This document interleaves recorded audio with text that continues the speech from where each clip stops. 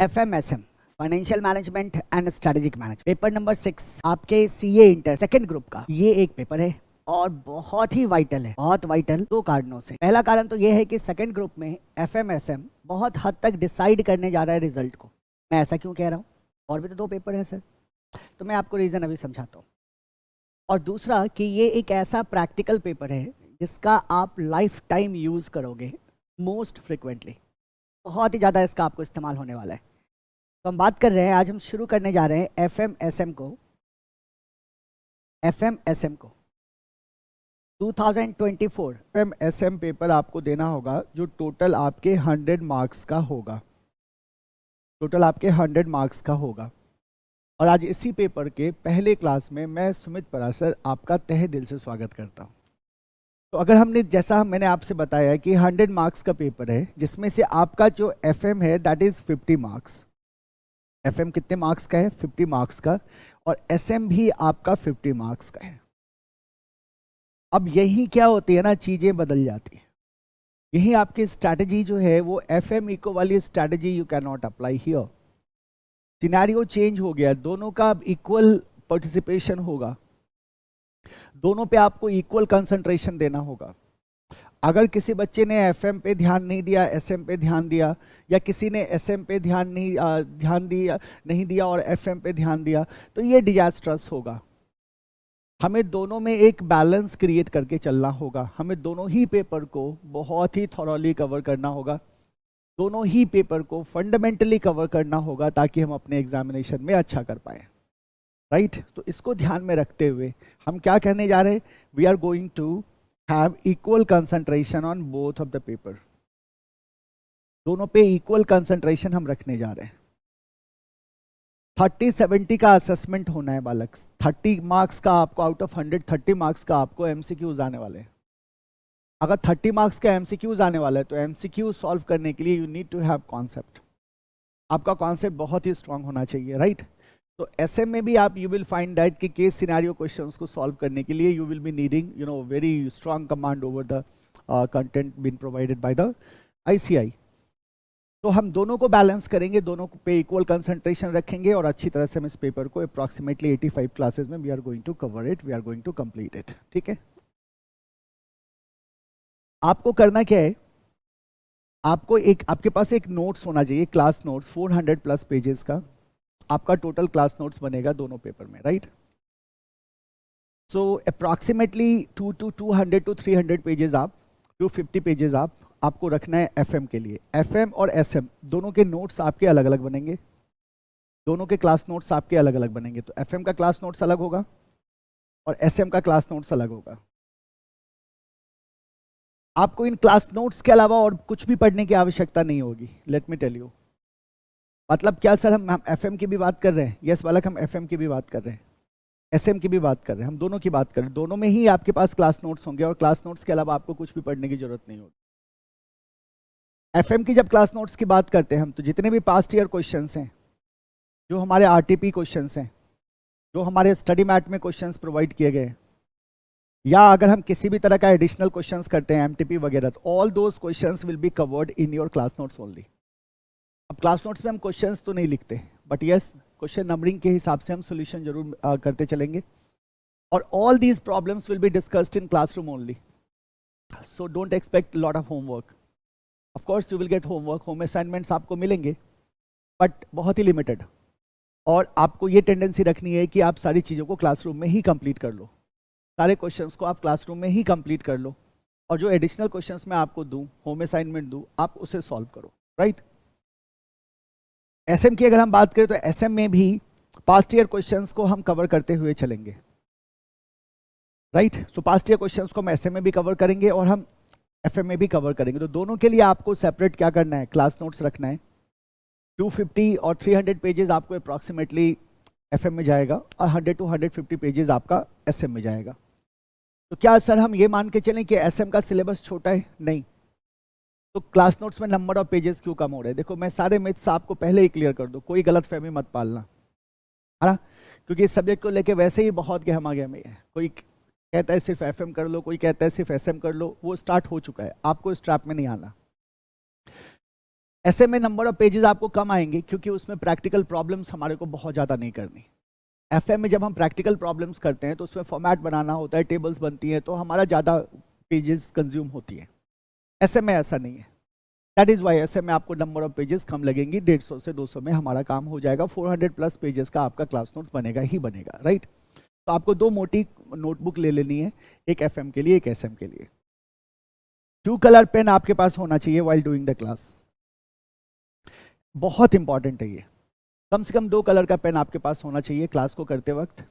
और जिस तरह से मैं मार्किंग कर रहा हूं उस हिसाब से आपको क्या करना है, आपको मार्किंग करते जाने हैं, राइट। तो ये तो कुछ बेसिक बातें होगी, बाकी मैं आपको बहुत कुछ मीनवाइल आपको गाइड करता चलूंगा, आपको उसको देखना है। एफएम की अगर हम बात करें और एसएम की अगर हम बात करें तो अब इसको ध्यान देना। एफएम में आपको 2 तरह के नोट सेक्शन बनेंगे आपके क्लास नोट्स में। 2 तरह के नोट सेक्शंस बनेंगे। जब मैं फर्स्ट चैप्टर करा रहूँगा आपको दोनों ही सब्जेक्ट में, तो फर्स्ट चैप्टर में मैं आपको गाइडेंस देता रहूँगा। सेकेंड चैप्टर की अगर आप बात करोगे ना, सेकेंड चैप्टर से आगे आपको खुद से ही इस बात को ध्यान में रखना है कि भाई नोट सेक्शंस हम कैसे बनाते हैं। एफएम में आपको 2 तरह के नोट सेक्शंस बनेंगे। एक नोट सेक्शन बनेगा आपको कैलकुलेटर ट्रिक्स का।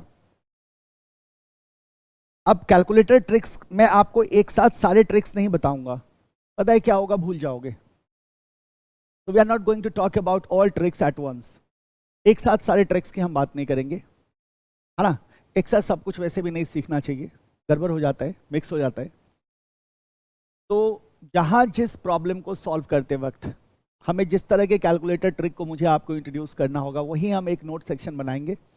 और उस नोट सेक्शन में हम कैलकुलेटर ट्रिक को भी मेंशन करेंगे और साथ ही साथ हम क्लासरूम में प्रैक्टिस भी करेंगे उसको, with the help of calculator हम किस तरह से कैलकुलेशंस कर सकते हैं। दूसरा नोट सेक्शन हम बनाएंगे हाउ टू सॉल्व। ये हाउ टू सॉल्व जो है ये हमारे प्रोसीजर को बताएगा, ये हमारे प्रोसेस को बताएगा।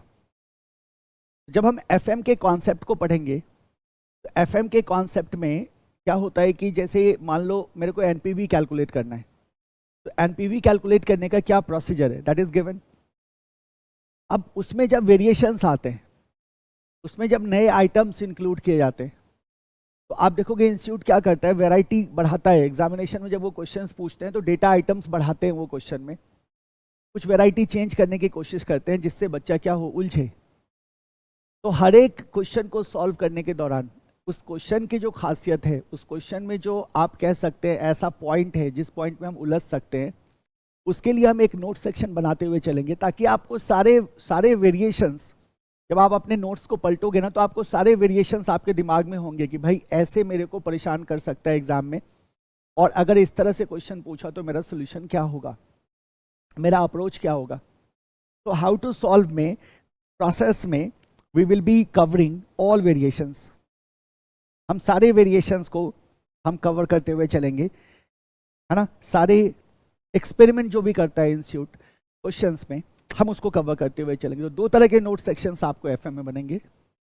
एसएम में आपको एक नोट सेक्शन बनता है कॉन्सेप्ट का। जब हम कॉन्सेप्ट को एक्सप्लेन करते हैं sometimes, then we have to get into deep. We will take some examples को ब्रीफ करूंगा मैं। कोई कॉर्पोरेट एग्जाम्पल लिया, हमने किसी कंपनी के बारे में सीखा, और उसके आधार पे we will be doing our explanation. एक तो कॉन्सेप्ट का नोट सेक्शन बनेगा, ठीक है।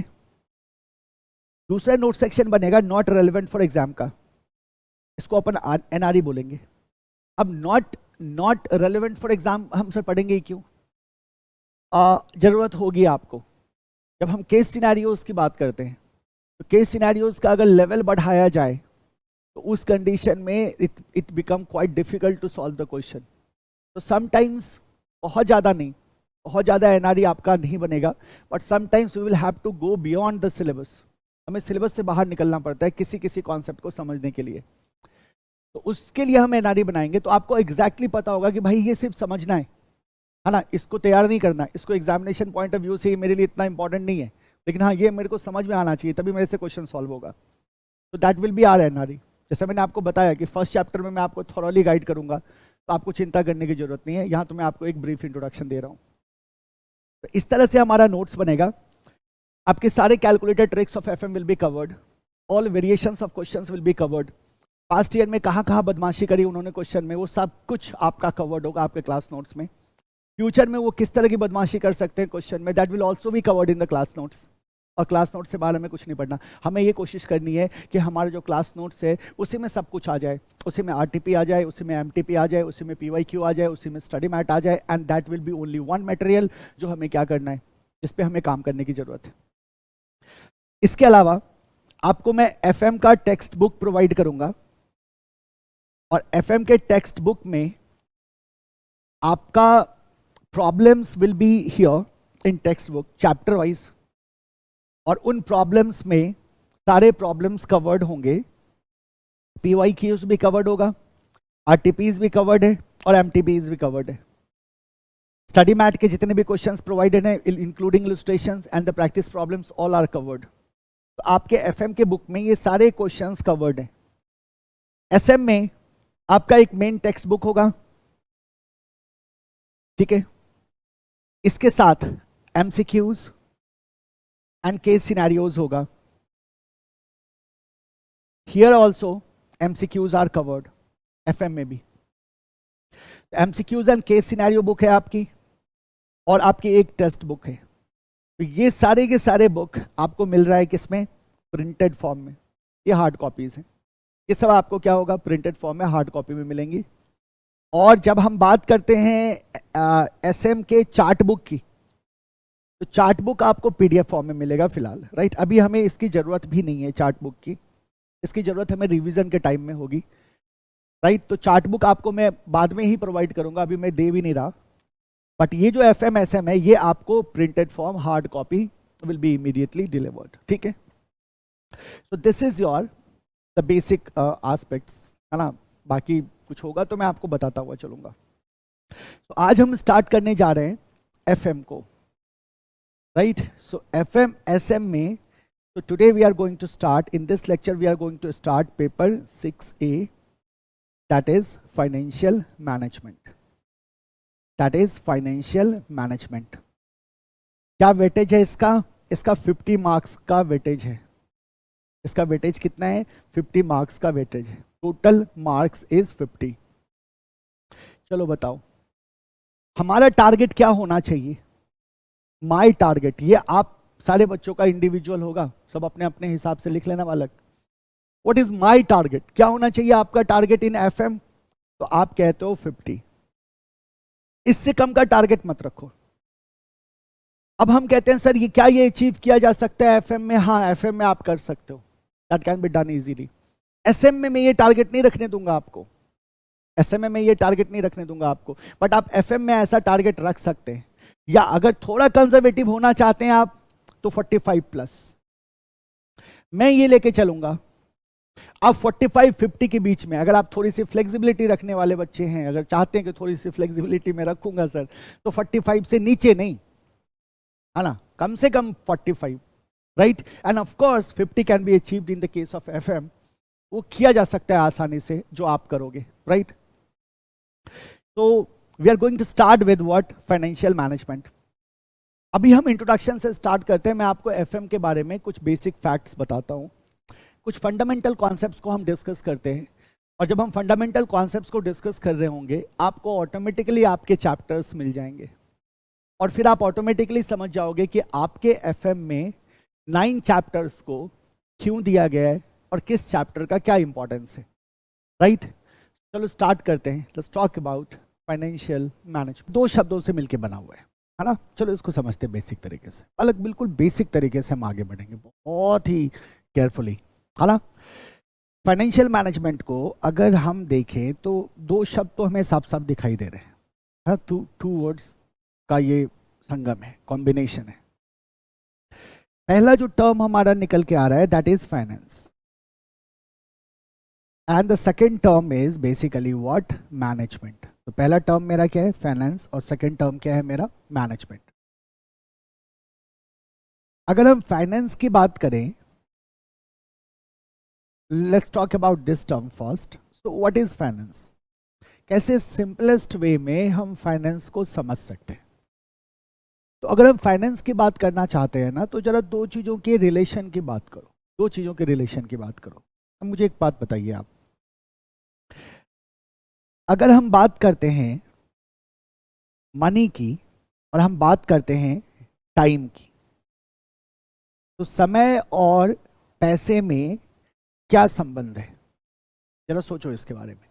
टाइम और मनी में क्या संबंध है, क्या रिलेशन है? अगर मैं टाइम की बात करूं और मनी की बात करूं तो क्या रिलेशन है? अगर मैं आपसे कहूं मनी नाउ और मनी लेटर, मैं आपसे कहूं कि मनी नाउ और मनी लेटर, तो आपका आंसर क्या होगा?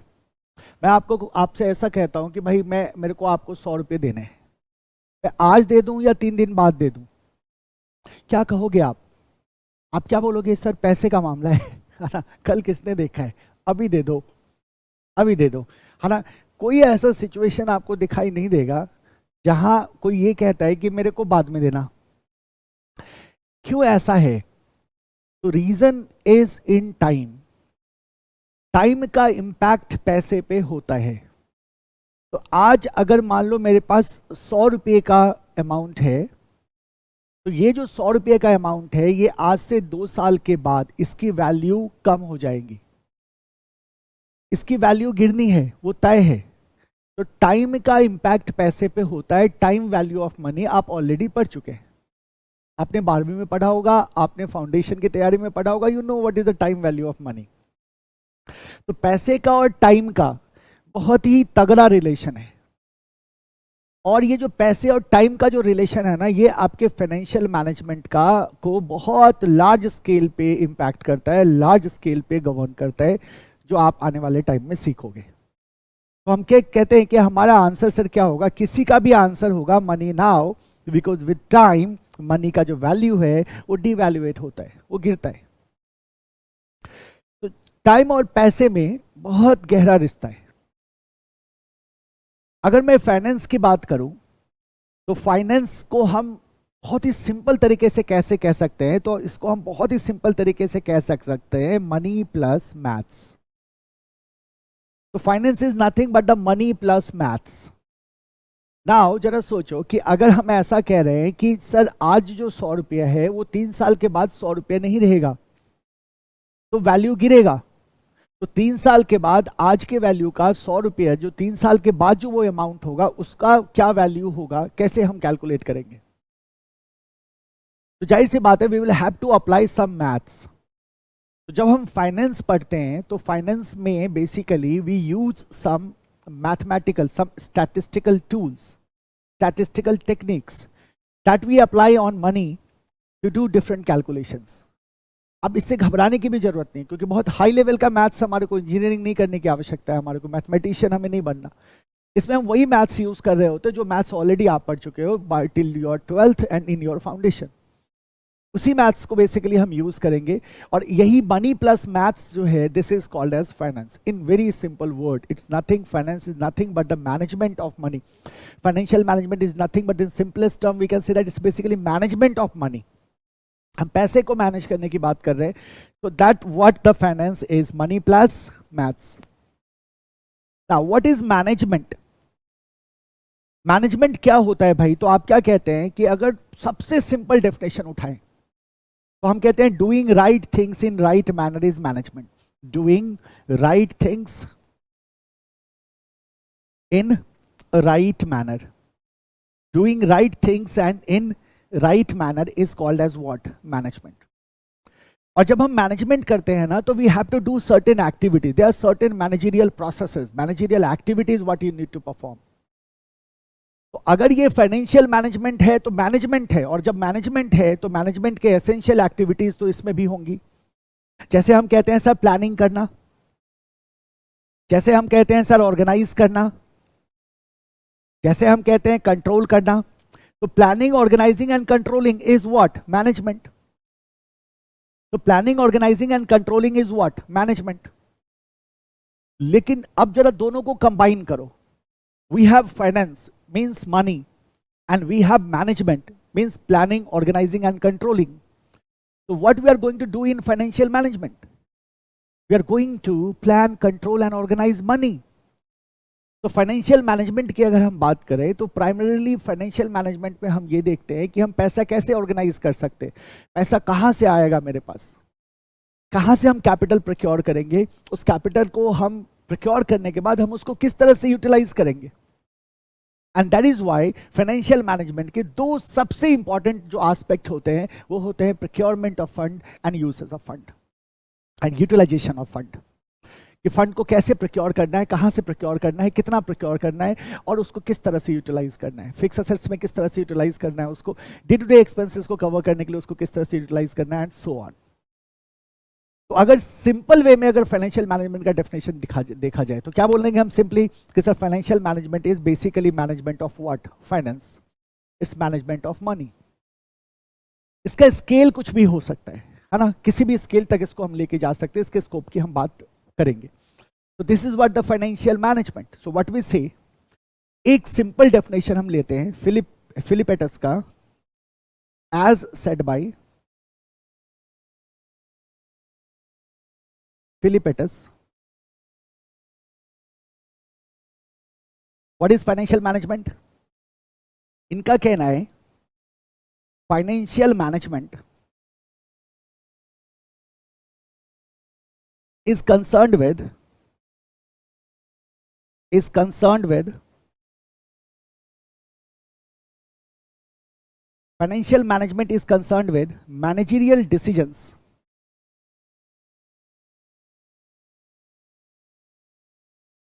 that results into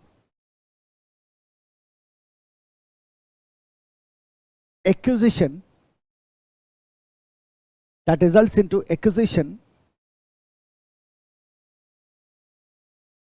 and financing of short term and long term credit of firms. Short term and long term credits of firm. तो जरा आप गौर करो, isn't it the same thing? हम क्या कह रहे हैं कि FM is concerned with managerial decision, so it's nothing but a managerial decisions that results into acquisition and financing of short term and long term credit of the firm. तो short term and long term credit of the firm से related जो decisions हैं उन्हीं decisions को हम basically deal करते हैं in the case of what, financial management. इसका मतलब ये हुआ कि फाइनेंशियल मैनेजमेंट के जो डिसीजंस होते हैं, यानी कि जो फाइनेंस डिसीजंस होते हैं, जो फाइनेंस फंक्शंस होते हैं, उसको कितनी कैटेगरी में बांट सकते हो? आप बोलोगे सर दो कैटेगरी में, लॉन्ग टर्म डिसीजंस होंगे, शॉर्ट टर्म डिसीजंस होंगे, लॉन्ग टर्म फाइनेंस फंक्शंस होंगे, शॉर्ट टर्म फाइनेंस फंक्शंस होंगे, यस और नो? कह सकते हैं ऐसा हम। और साथ ही साथ आप जरा गौर करो कि इसी डेफिनेशन को देख के हमें साफ पता चल रहा है कि फाइनेंशियल मैनेजमेंट के दो प्रिंसिपल एस्पेक्ट हैं, एक है प्रोक्योरमेंट ऑफ फंड और एक है यूटिलाइजेशन ऑफ फंड। फंड कहाँ से आएगा और फंड को हम किस तरह से यूटिलाइज करेंगे। It's all about managing the finances of enterprise, right? So this is what the financial management is. क्या कहा हमने? It is concern with decisions that result into acquisition and financing of short term और long term credit of firms. तो क्या कहा हमने? इसका मतलब ये हुआ कि हमें क्या मिला? हमें मिला कि फाइनेंस फंक्शंस की अगर हम बात करें या फाइनेंस डिसीजन, मैनेजरियल डिसीजन है ये सब, अगर हम फाइनेंस फंक्शंस या फाइनेंस डिसीजंस की बात करें तो दो तरह के होंगे, एक होगा लॉन्ग टर्म और एक होगा शॉर्ट टर्म। दोनों तरह के क्रेडिट को बेसिकली हम मैनेज करते हैं in the case of what, FM, long term and short term. या फिर अगर और भी जनरलाइज्ड अगर हमारे को डेफिनेशन बनाना हो तो हम कैसे बना सकते हैं? आप बोलोगे और financial management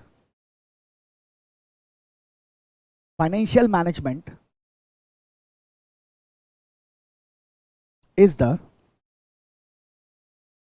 managerial activity. Financial management is the managerial activity which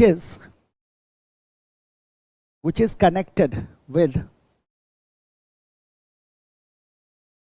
planning,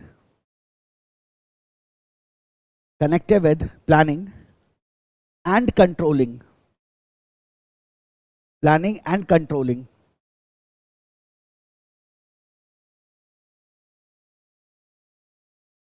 planning and controlling financial resources of the firm. Financial resources of the firm. किसी भी कंपनी के फाइनेंशियल रिसोर्सेज को प्लान एंड कंट्रोल करने की बात करते हैं under what? Financial management. तो किसकी बात कर रहे हैं हम भाई? तो हम कहते हैं सब फाइनेंशियल रिसोर्सेज को, है ना? तो financial management, that is why it is called as financial management, because here we are managing the financial resources of an enterprise. हम किसी कंपनी के फाइनेंशियल रिसोर्सेज को मैनेज करने की बात कर रहे हैं, फाइनेंशियल रिसोर्सेज को प्लान कंट्रोल करने की बात कर रहे हैं, फाइनेंशियल रिसोर्सेज को ऑर्गेनाइज करने की बात कर रहे हैं. That is why the name of the domain is the financial management, right? So this is what we are going to do. तो हम क्या कहते हैं कि how to procure, how to utilize the fund, that what we have to decide. जब managerial decision making की बात आती है तो फाइनेंशियल मैनेजमेंट में दोनों तरह की डिसीजन मेकिंग होती है, long term as well as short term, है ना? और यही दो टाइप में हम फाइनेंसिंग फंक्शंस को डिवाइड करते हैं, या इसी दो टाइप में हम फाइनेंसिंग डिसीजंस को कैटेगराइज करते हैं, long term decision as well as the short term decision. और ये दोनों ही डिसीजंस लिए जाते हैं कंपनी के कंटेक्स्ट में विद द ऑब्जेक्टिव कि हम अपने कंपनी के वैल्यू को क्या कर सके, बढ़ा सके. जाहिर सी बात है, कंपनी के वैल्यू को घटाना तो कोई नहीं चाहेगा, बढ़ाना ही चाहेगा. तो वैल्यू ऑफ फर्म को मेरे को क्या करना है? मैक्सिमाइज करना है. वैल्यू ऑफ फर्म को मैक्सिमाइज करने के लिए बहुत carefully we plan our finances, we plan our financial resources, we control our financial resources, right? So that what we deal in under the financial management. Under different chapters आप basically इन्हीं काम को perform कर रहे होगे, right? हम थोड़ा सा और इसके डेप्थ में जाएंगे. उससे पहले बिजनेस ये अप्लाई कहाँ होता है? तो बिजनेस में. But what is business and how it works? Business क्या है, ये कैसे काम करता है? और जब हम बिजनेस की बात करते हैं, जब हम ऑर्गेनाइजेशन की बात करते हैं, तो ऑर्गेनाइजेशन तो कई तरह के होते हैं सर. ये प्रोप्राइटरशिप भी हो सकता है, ये लिमिटेड लाइबिलिटी पार्टनरशिप भी हो सकती है, LLPs, है ना? ये किसी तरह का कॉर्पोरेशन भी हो सकता है, या फिर ये कंपनी भी हो सकती है, ये प्राइवेट भी हो सकती है, ये पब्लिक लिमिटेड भी हो सकती है. तो हम किस तरह की कंपनीज की बात कर रहे हैं एंड इसका ग्रोथ साइकिल क्या होता है, कंपनी किस तरह से ग्रो करती है, और जो कंपनी है उसमें जो फाइनेंस है उसका कितना इंपॉर्टेंट रोल होता है, ये पैसा आता कहां से इन जनरल. तो now we are going to discuss about business a little bit, है ना? थोड़ा बहुत हम बिजनेस के बारे में थोड़ी बहुत बात करेंगे. और जैसे ही हम बिजनेस के बारे में बात करनी शुरू करेंगे ना, तो ऑटोमेटिकली आपके फाइनेंशियल मैनेजमेंट के डिफरेंट कॉन्सेप्ट्स आपको उभर के आपके सामने आने शुरू हो जाएंगे. आप खुद बोलोगे हाँ यहाँ ये लगना चाहिए, आप खुद बोलोगे कि हाँ सर यहाँ तो पैसा आ जा रहा है ना? तो इसको कैसे मैनेज करें. जब हम बात करते हैं कि बिजनेस की, तो हम जानते हैं कि बिजनेस का ओरिजिन क्यों होता है. Now in society there is some demand, और हमारे को उस डिमांड को फुलफिल करना है. उस डिमांड को फुलफिल करने के लिए as a business we create some product, we do planning, we do strategic planning. And in strategic planning, we have to decide, yes, we have to start this business with the objective to satisfy some need of the society. अब उस strategic planning में we specify everything, our goals, our objectives, our vision, our mission, and then we establish a business. So how a business is established, how it works, इसके general interactive elements कौन कौन से हैं, किन किन elements ये in general interact करते हैं, इन बातों को समझते हैं. यहाँ से FM का बहुत सारा कॉन्सेप्ट आपको दिखना शुरू हो जाएगा, और फिर उसी के आधार पे हम उसको इलैबोरेट करते हुए चलेंगे, राइट? सो हम एक हेडिंग करेंगे, हाउ अ बिजनेस वर्क्स.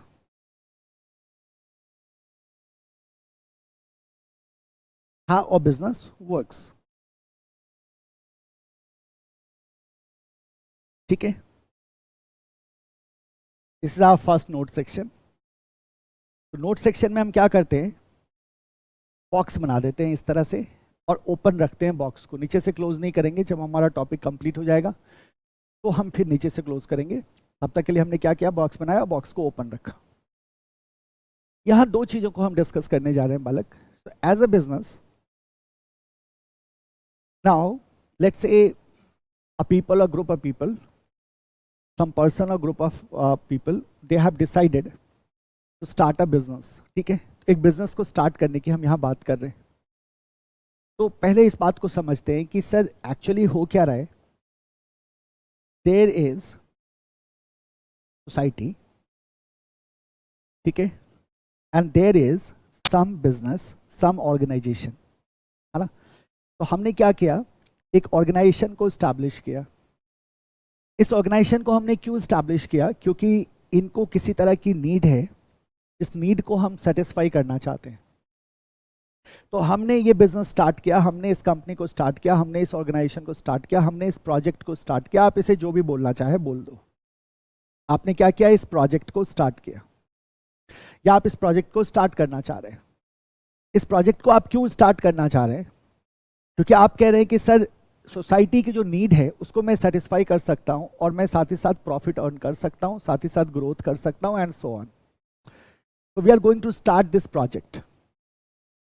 अब इस प्रोजेक्ट को करने के लिए जाहिर सी बात है, मान लो अगर मैं कोई प्रोडक्ट बनाना चाहता हूं तो मेरे को मशीन्स चाहिए, मेरे को इंफ्रास्ट्रक्चर चाहिए, बिल्डिंग्स वगैरह चाहिए, मुझे आईटी इंफ्रास्ट्रक्चर में इन्वेस्टमेंट करना होगा, पैसा लगाना होगा। तो आपने कहा सर इस बिजनेस के लिए आपको जाहिर सी बात है मैन मनी मशीन मटेरियल की तो आवश्यकता होगी, है ना। तो आपको क्या चाहिए होगा, आपने कहा सर आपको मशीन्स चाहिए होगा, आपको प्लांट बनाना होगा, है ना। फिर आपने क्या कहा, आपको इक्विपमेंट लगाने होंगे, आपको क्या करना होगा, आपको इक्विपमेंट्स लगाना होगा, आपको मशीनरीज खरीदनी होंगी डिफरेंट, राइट। आपको आईटी इंफ्रास्ट्रक्चर में भी पैसा लगाना होगा। ये सब आपके खर्चे हैं, ये आपको करना होगा। ये करने के बाद ही you will be able to start your business. So you have to make a lot of investment in your machines, your plant, your equipment, your IT infrastructure and so on, and then you can establish your business. फिर आपने क्या किया, आपने business को establish कर लिया, ठीक है। अब ये जो मेरा इसमें जो टोटल खर्चा आएगा, मेरा पैसा, अब ये कहाँ से आएगा। तो आपने कहा सर इसका मतलब ये हुआ कि अगर मैं इस प्रोजेक्ट को लॉन्च करना चाहता हूँ, इस बिजनेस को मैं रन करना चाहता हूँ, तो I will be needing this amount of money, तभी तो मैं ये बिजनेस शुरू कर पाऊंगा।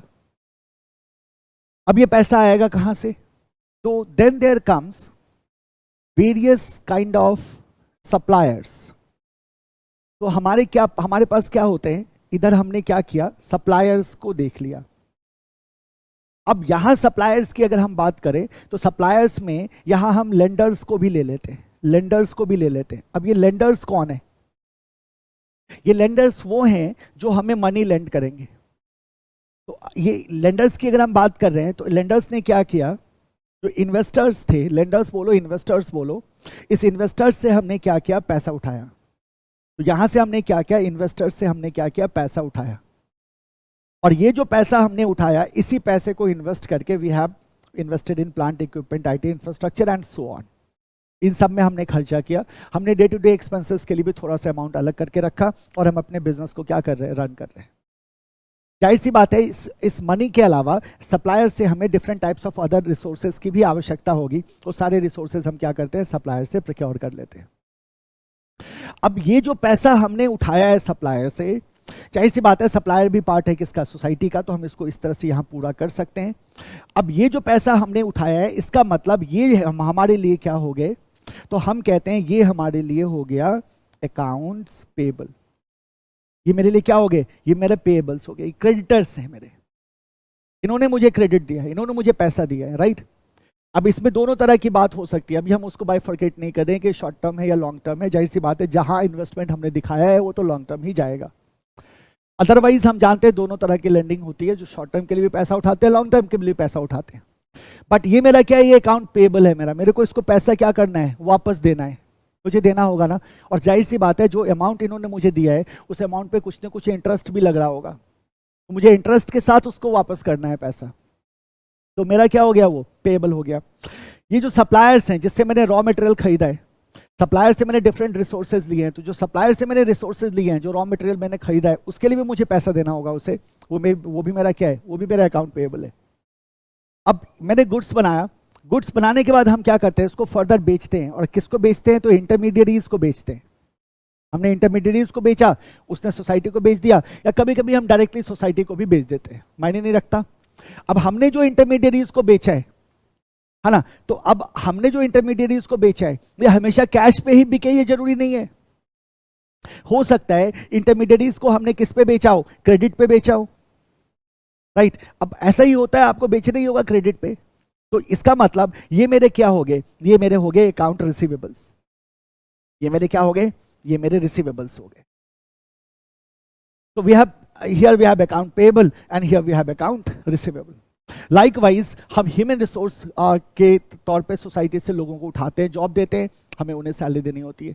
बीच में गवर्नमेंट का इंटरवेंशन आता है, गवर्नमेंट को हमें टैक्स देना पड़ता है, राइट।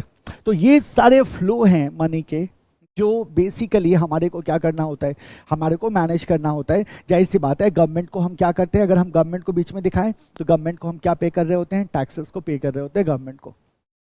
तो हमने पैसा लाया, अब हमारे पास पैसे के अलग अलग सोर्सेज होते हैं, सारे सोर्सेज हमारे इस डायग्राम में रिफ्लेक्ट नहीं हो रहा है, बट हमें साफ साफ दिख रहा है कि मुझे अगर बिजनेस करना है तो आई नीड मनी।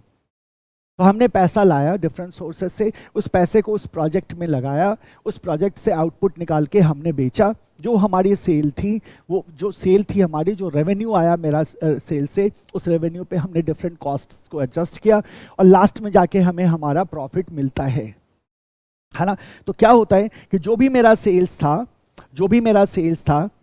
है ना, हमने क्या किया, इसमें से वेरिएबल कॉस्ट को माइनस कर दिया। तो जब हमने वेरिएबल कॉस्ट को माइनस किया, then we get something called as contribution. तो हमारा कंट्रीब्यूशन निकल के आ गया। कंट्रीब्यूशन से हमने फिक्स कॉस्ट को माइनस किया, जैसे ही हमने फिक्स कॉस्ट को माइनस किया, we get earning before interest and taxes. अभी तो हमने इंटरेस्ट एंड टैक्स पे नहीं किया।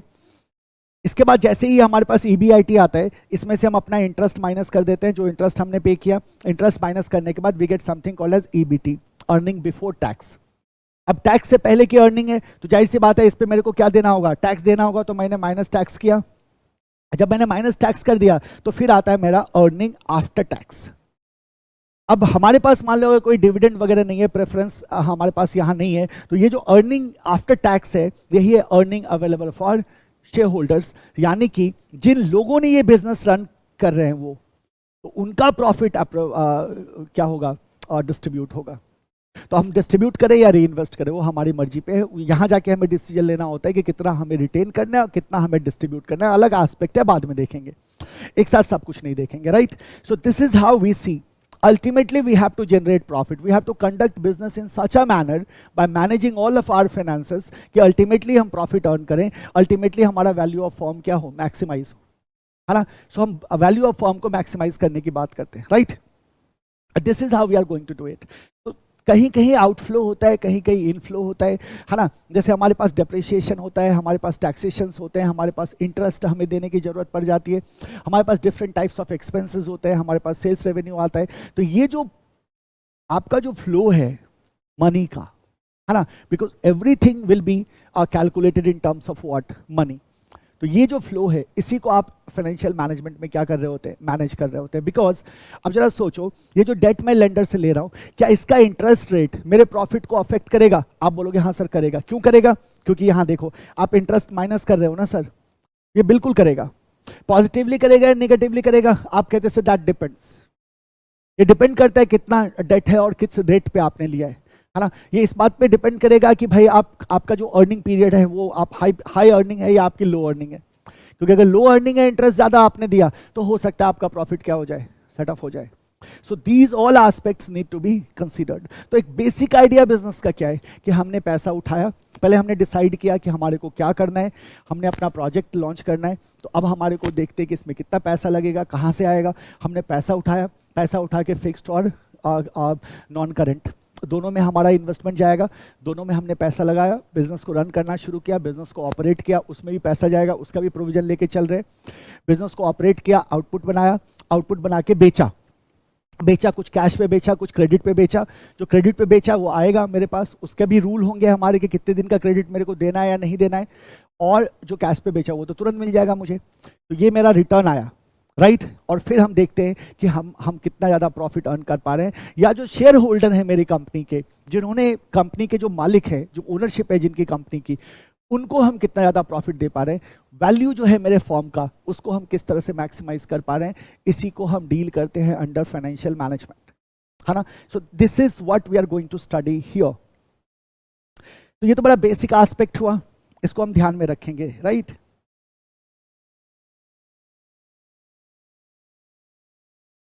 Then after we will see the life cycle, है ना।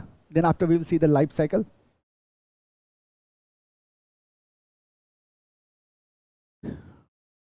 तो हमने क्या कहा, अब जरा फिलिपेटस का आप वो देखो डेफिनेशन, क्या कह रहे थे ये, financial management is concerned with managerial decision that results into acquisition and financing of short term and long term credit of the firm. How important is the credit? How important is the credit? Short term and long term credit of the firm की बात कर रहे हैं, तो how important is the credit? है ना, ये कितना इंपॉर्टेंट हो जाता है आप इसी बात से समझ लो। इसी को मैनेज करने के लिए, short term and long term credit of the firm को मैनेज करने के लिए we do something called as financial management. तो this is vital, this is very important. तो यहां हम क्या सीखा हमने, हम किस तरह से कंक्लूड कर सकते हैं, तो हम कहते हैं irrespective of nature of business, कैसा भी बिजनेस हो, किसी भी नेचर का बिजनेस हो, irrespective of nature of business, some critical aspect must be dealt with. Some critical aspects must be dealt with. अब वो critical aspects कौन कौन से हैं, देखो सबसे पहला, what capital investment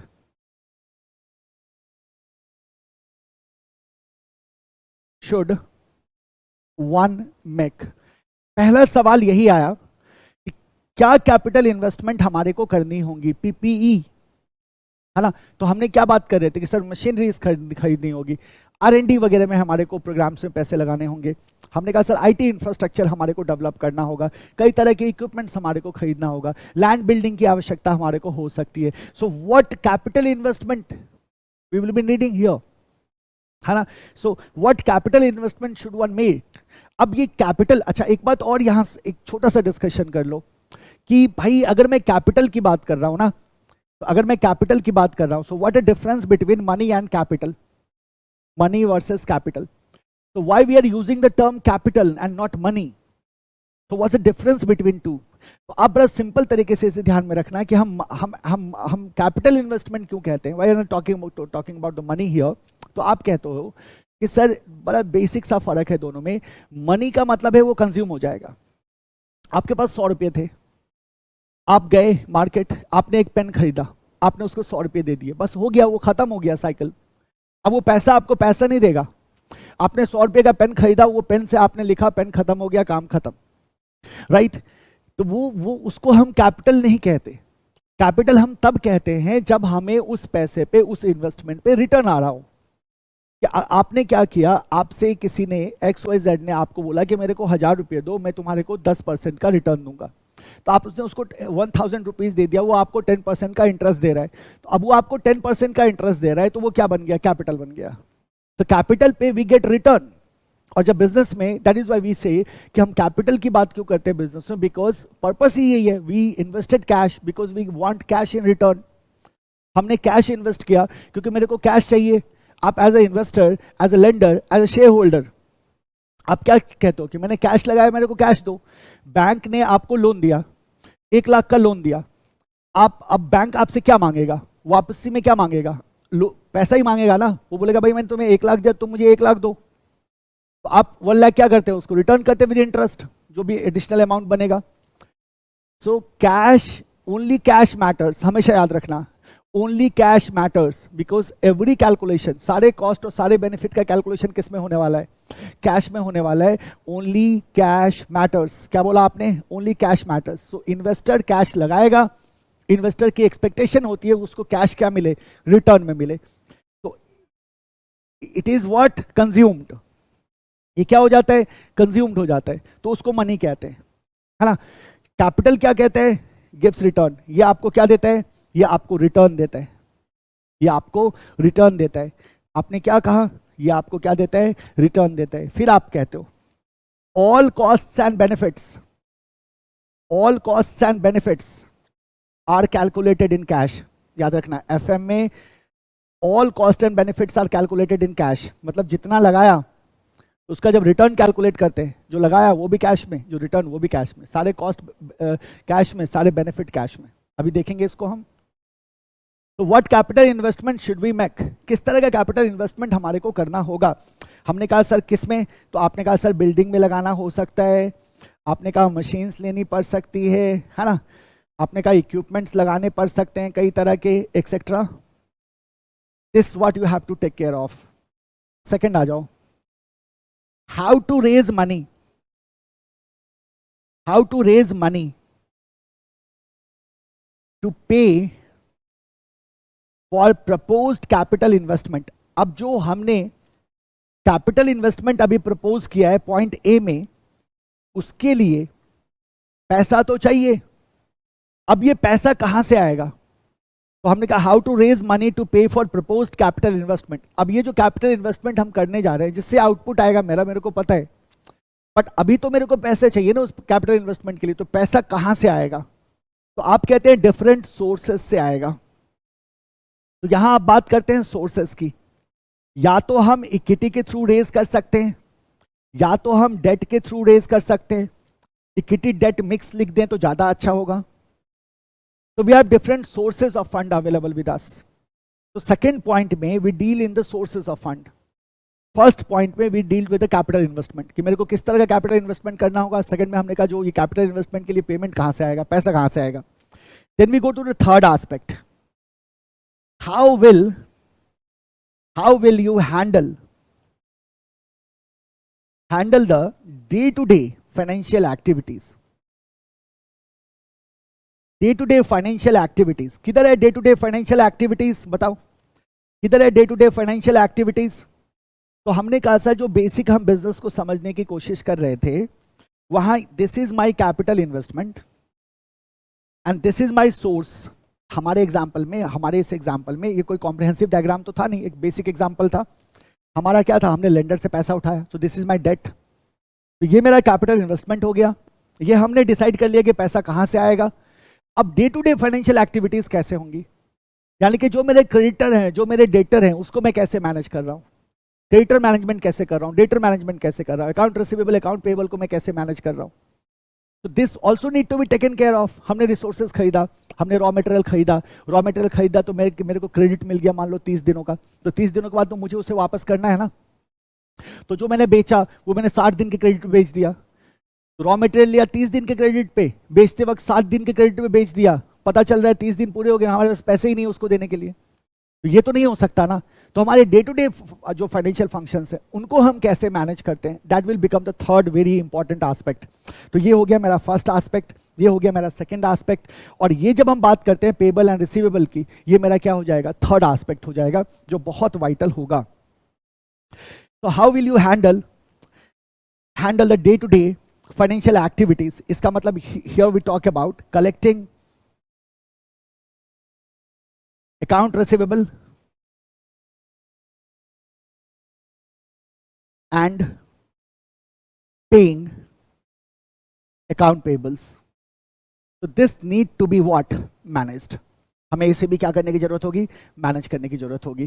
तो हम कहते हैं आप किस तरह की कंपनी हो, irrespective of the nature of the company, you have to deal in these three things, और यही है financial management. We have to decide the kind of capital investment you are going to make.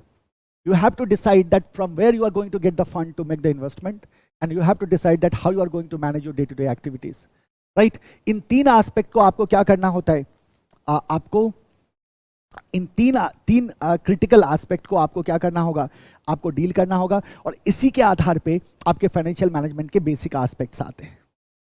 इसी के आधार पे हम क्या बोलेंगे, 2 basic aspects of FM। 2 basic aspects of FM। क्या क्या हो गया बेसिक एस्पेक्ट्स? पहला, प्रोक्योरमेंट ऑफ फंड, एंड दूसरा utilization of fund. Procurement of fund and utilisation of fund. देखो, यूटिलाइजेशन दोनों में, फिक्स असेट्स में भी और वर्किंग कैपिटल में भी। तो क्या कहा हमने यूटिलाइजेशन में, utilization for fix assets, and क्या कहते हैं, यूटिलाइजेशन फॉर वर्किंग कैपिटल। दोनों आ गया, utilization for fix assets and utilization for working capitals. And procurement के लिए तो हमारे पास बहुत सारे सोर्सेज होते हैं, इक्विटी हो गया, डेट हो गया, बैंक लोन्स हो गए, एंजल इन्वेस्टिंग हो गया, इंटरनेशनल फाइनेंसिंग हो गया एंड सो ऑन। तो डिफरेंट सोर्सेज से हम क्या करेंगे, प्रोक्योरमेंट करते हैं, और यूटिलाइजेशन दो तरह से, फिक्स असेट्स की बात करते हैं और वर्किंग कैपिटल की बात करते हैं, मतलब long term and short term, right. So this is your procurement of fund and utilisation of fund. अब ये दो बेसिक एस्पेक्ट कहां से आ गए, इन्हीं तीन क्रिटिकल क्वेश्चन से आ गए। और ये तीन क्रिटिकल क्वेश्चन कहां से क्रिएट हुआ, जब हमने बेसिक बिजनेस को देखा, बेसिक देखा है, अभी हमने डिटेल में हम गए कहां हैं, तो हमें पता चलता है कि भाई दो प्रिंसिपल एस्पेक्ट होते हैं एफएम के, पहला प्रोक्योरमेंट है और दूसरा यूटिलाइजेशन है। और यूटिलाइजेशन में दोनों चीज़ों की बात करते हैं, फिक्स असेट में फंड यूटिलाइजेशन की बात करते हैं, साथ ही साथ वर्किंग कैपिटल की बात करते हैं।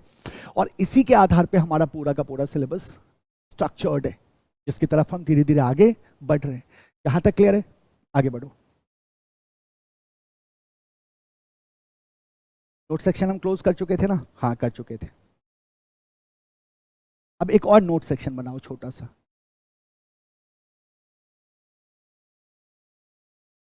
Fundamental principle of finance, fundamental principle of finance, finance का फंडामेंटल प्रिंसिपल क्या है और ये क्वेश्चन क्यों आया, फंडामेंटल प्रिंसिपल ऑफ फाइनेंस का क्वेश्चन आया ही क्यों, है ना। तो यहां एक चीज आप मेंशन करना, की question you have to ask before making a business decision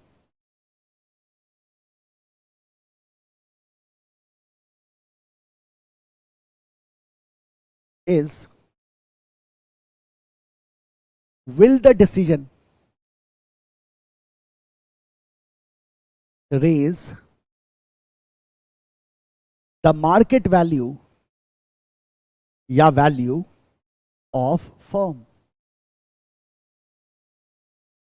जब भी हम कोई बिजनेस डिसीजन ले रहे होते हैं तो जाहिर सी बात है वहां एक बहुत ही इंपॉर्टेंट क्वेश्चन जो होता है वो हमें कैटर करना होता है, बहुत ही इंपॉर्टेंट क्वेश्चन हमें कंसीडर करना होता है कि क्या मेरा डिसीजन वैल्यू ऑफ फर्म को बढ़ाएगा, क्या मेरा डिसीजन वैल्यू ऑफ फर्म को बढ़ाएगा। अगर मेरा डिसीजन वैल्यू ऑफ फर्म को बढ़ाएगा तो then only we will be taking that decision. तो फाइनेंशियल मैनेजमेंट का जो कोर है, जो मेन ऑब्जेक्टिव है, वो है maximization of value of firm. And all decisions, whatever decisions we are going to take, long term and short term, दोनों तरह के डिसीजंस जो हम लेंगे वो इस आधार पे लेंगे कि मेरा वैल्यू ऑफ फर्म जो है वो मैक्सिमाइज हो रहा है या नहीं, वो मेरा बढ़ रहा है या नहीं बढ़ रहा है। और इसी सवाल का जवाब है आपका फंडामेंटल प्रिंसिपल ऑफ फाइनेंस में। इसी सवाल का आपको जवाब मिल जाएगा फंडामेंटल प्रिंसिपल ऑफ फाइनेंस में, which is very very important to understand, है ना। बहुत ही इंपॉर्टेंट है इसको समझना। जरा देखना, अ बिजनेस प्रपोजल और प्रोजेक्ट, अ बिजनेस प्रपोजल, अब चाहे वो कोई नया प्रपोजल हो, नया इन्वेस्टमेंट हो, या कोई एक्विजिशन हो, या किसी तरह का आप रीस्ट्रक्चरिंग कर रहे हैं, इससे फर्क नहीं पड़ता। किसी भी तरह का बिजनेस प्रपोजल जो है, किसी भी तरह का बिजनेस प्रपोजल जो है रेज करता है, raises value of firm, raises value of firm. पता है कब रेजेस वैल्यू ऑफ फर्म, कब? व्हेन, अब जरा ध्यान से सुनो मेरी बात। हमने अभी जब हमने इस एक बेसिक एग्जांपल लिया था तो हमने देखा कि we have to make some investment, we have to make some investment. अब आज मैंने बिजनेस स्टार्ट किया, मान लो we have started our business in 2023, तो there is 24, there is 25, there is 26, मान लो 4 साल का ये प्रोजेक्ट था। तो आज जो है मेरा, ये मेरा 0 ईयर हो गया, आज हम शुरू कर रहे हैं, ये मेरा ईयर 1 हो गया, 2 हो गया, 3 हो गया। तीसरे साल के लास्ट में मेरा क्या होता है, प्रोजेक्ट खत्म हो जा रहा है, बंद हो जा रहा है। तो यहां मैंने कुछ इनिशियल पैसा लगाया, इन्वेस्टमेंट किया, ये मेरा इनिशियल आउटले हो गया, या इसी को हम कैपिटल एक्सपेंडिचर कह सकते हैं। तो ये मेरा इनिशियल इन्वेस्टमेंट हुआ, इनिशियल आउटले हुआ 0 ईयर पे आज जब हमने प्रोजेक्ट को लॉन्च किया, और हम एक्सपेक्ट कर रहे हैं कि over the period of time we will have some return. तो कुछ पैसा हमारे को रिटर्न में आएगा, मान लो ₹1000, ₹1500, ₹2000 एंड सो ऑन। ये मेरा रिटर्न आ रहा है। तो ये जो मेरा स्ट्रीम ऑफ कैश फ्लो है फ्यूचर एक्सपेक्टेड है, ये जो मेरा expected stream of cash flow है, और ये जो मैंने आज पैसा लगाया है, राइट, लेट्स से हमने ₹1000 आज लगाया है, तो हम ये प्रपोजल को हम कब ओके करेंगे? जरा खुद सोचो आप। ऐसा कब होगा कि मेरा ये प्रपोजल का जो डिसीजन है, ये डिसीजन मेरे वैल्यू ऑफ फर्म को बढ़ाएगा? ऐसा कब होगा? कोई भी business proposal value of firm को बढ़ाएगा कब? तो आप कहते हैं जब उस प्रपोजल में जो मेरा पैसा लगा था उसका वैल्यू, और उस प्रपोजल से जो मुझे रिटर्न आया उसका वैल्यू, अगर जो पैसा मैंने लगाया वो रिटर्न से अगर ज्यादा है तब तो ये वैल्यू नहीं बढ़ाएगा, ये तो घटा देगा। लेकिन अगर मेरा रिटर्न मेरे इनिशियल आउटले से ज्यादा है तो मेरे लिए वो क्या हो जाएगा? फायदेमंद हो जाएगा। लेकिन एक प्रॉब्लम है। प्रॉब्लम क्या है सर? तो सर प्रॉब्लम वही है जिससे हमने क्लास ही शुरू किया था। ये तो भाई जुड़वा भाई हैं, ये तो जुड़वा भाई है, इनको अलग नहीं कर सकते आप। मैंने पूछा मतलब? आपने कहा sir first year, second year, third year में जो आपका रिटर्न आ रहा है उसका वैल्यू वो तो फ्यूचर वैल्यू पे दिख रहा है, वो तो 1 साल के बाद जो वैल्यू दिख रहा है, तो वो तो पैसा का वैल्यू तो गिरता है विद टाइम। तो ऐसे तो हम कंपैरिजन ही नहीं कर पाएंगे। एक मेरा प्रेजेंट पे है, बाकी मेरा फ्यूचर पे है। तो कंपैरिजन तो आप तभी कर सकते हो ना जब उन तीनों साल के वैल्यू को प्रेजेंट वैल्यू पे लेके आओ, और आपका जो इनिशियल आउटले है वो आपका ऑलरेडी प्रेजेंट वैल्यू पे है। फिर देखो कि जो present value of initial outlay है और जो present value of future cash stream है, क्या आपका present value of initial outlay present value of future cash stream cash flow से ज्यादा है या कम है? अगर आपका बेनिफिट जो आ रहा है आपको फ्यूचर से, अगर आपके बेनिफिट्स का प्रेजेंट वैल्यू आपके इन्वेस्टमेंट से ज्यादा है, तो इसका मतलब वो वैल्यू ऑफ फर्म को क्या करेगा? बढ़ाएगा। सो हम क्या कहते हैं, इसका मतलब क्या हो गया कि जो प्रेजेंट वैल्यू है मेरा, ये कब होता है? तो हम कहते हैं present value of cash inflow, जो मेरा प्रेजेंट वैल्यू है कैश इनफ्लो का, जिसको अपन बोलेंगे PVCI, that is greater than, वो ज्यादा है present value of cash outflow से, यानी कि पीवीसीओ, यानी कि PVCI is greater than PVCO. तो अगर मेरा इनफ्लो आउटफ्लो से ज्यादा है तो इन दैट सिचुएशन मेरा जो वैल्यू ऑफ फर्म है दैट विल इंक्रीज, वो मेरा क्या होगा? बढ़ेगा। यानी कि मेरे जो भी डिसीजंस होंगे वो इन्हीं बातों को ध्यान में रख के हम करेंगे कि मेरा जो present value of cash inflow है वो भाई आउटफ्लो से ज्यादा होना चाहिए। अब सब कुछ असर डालेगा? कुछ सोचो, डालेगा या नहीं डालेगा? फ्यूचर कैश आपका जो आउटफ्लो है, यानी कि सर हम कितना पैसा लगाएंगे ये भी इंपॉर्टेंट है ना? ओवर एक्सपेंडिचर करते हैं तो फिर तो बवाल क्रिएट हो जाएगा। इतना ही नहीं सर, हमने जो डेट उठाया है तो डेट पे तो इंटरेस्ट देना होगा हर एक साल, तो इंटरेस्ट कैसे पे कर रहे हैं ये भी असर डाल देगा, इंटरेस्ट का भी असर डालेगा। टैक्स सर, टैक्स का भी असर हमारे को दिखाई देगा। तो सारे इंपैक्ट हमारे को दिखाई देंगे जैसे ही हम कैलकुलेशन पे जाएंगे तो, राइट। बट हमारा मुद्दा ये है कि मेरा इनफ्लो जो है वो आउटफ्लो से ज्यादा होना चाहिए, और यही इनफ्लो एंड आउटफ्लो का जो डिफरेंस होता है, तो डिफरेंस को डिनोट करने के लिए हम एक टर्म यूज करते हैं नेट, और याद रखना नेट हमेशा डिफरेंस को ही बताता है। तो अगर मैं present value of cash inflow और present value of cash outflow के डिफरेंस को देखूं तो वो मेरा नेट प्रेजेंट वैल्यू बता देता है, प्रेजेंट वैल्यू का नेट बता देता है, present value of inflow and outflow का नेट बता देता है, और उसी को हम कहते हैं नेट प्रेजेंट वैल्यू, या हम कहते हैं एनपीवी। तो अगर मेरे प्रोजेक्ट का एनपीवी ज्यादा है, इसका मतलब मेरा वैल्यू ऑफ फर्म क्या होगा? ज्यादा होगा। That is what we have to do here. तो आपने क्या कहा? Value of firm increases when the present value of cash inflow is greater than the present value of cash outflow. Here PVCI minus PVCO is equal to NPV, net present value. सारे calculations आप सीखोगे, है ना? बिल्कुल उसके बारे में चिंता करने की जरूरत नहीं है। That is our net present value. क्या कहते हैं फर्दर, फिर से हम लिखेंगे उसको, हमने पहले भी लिखा था। Cost and benefits of proposal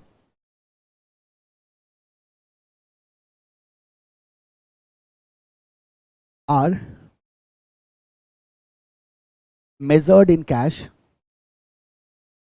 are measured in cash। ठीक है, ऐसा क्यों हुआ? तो हमने कहा सर जो इन्वेस्टर्स हैं हमारे, ठीक है, इन्वेस्टर्स जो हैं हमारे, चाहे वो शेयर होल्डर्स हों, चाहे वो शेयर होल्डर्स हों, चाहे वो लेंडर्स हों, जब इन्वेस्टर पैसा लगाता है बिजनेस में, और ये मेरा बिजनेस प्रपोजल है या मेरा प्रोजेक्ट है, तो हमने कहा सर ऐसा होता है कि जब शेयर होल्डर पैसा लगाता है तो ये तो क्या दे रहा है, कैश दे रहा है।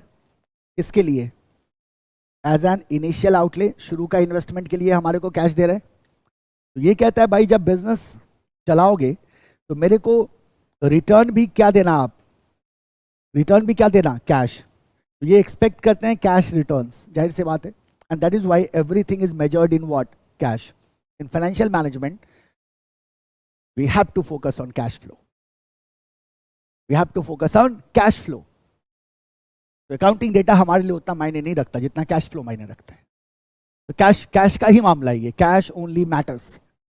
जो पैसा लगाएगा कैश में, उसको रिटर्न चाहिए कैश में।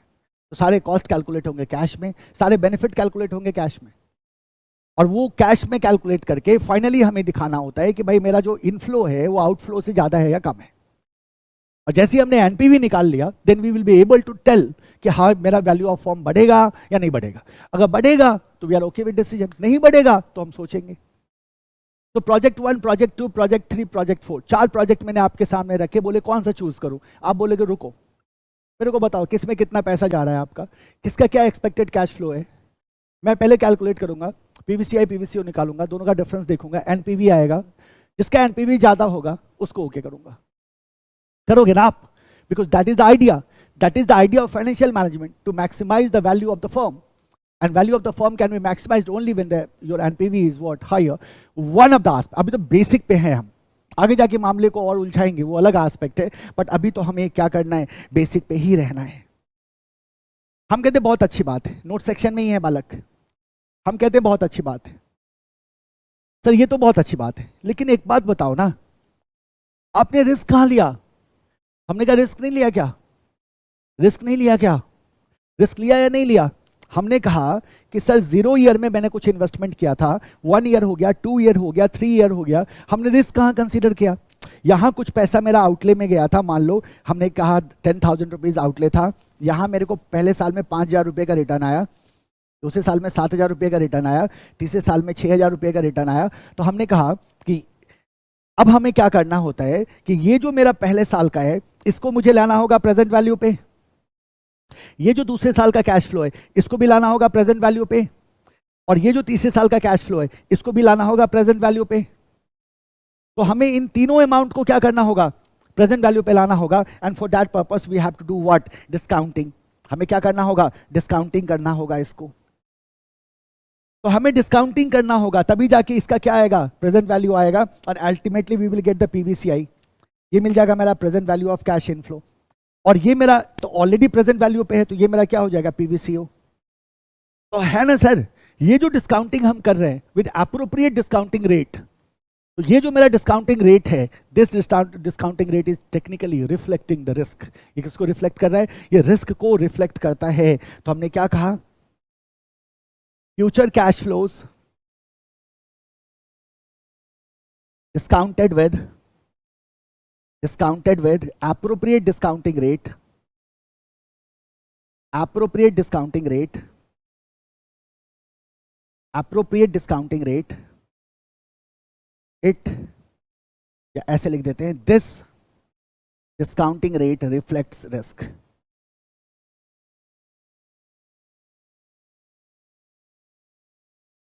या reflects the riskiness of the project. ये प्रोजेक्ट के रिस्कीनेस को क्या करता है, रिफ्लेक्ट कर देता है। तो yes, risk is also covered sir, है ना, risk is also covered.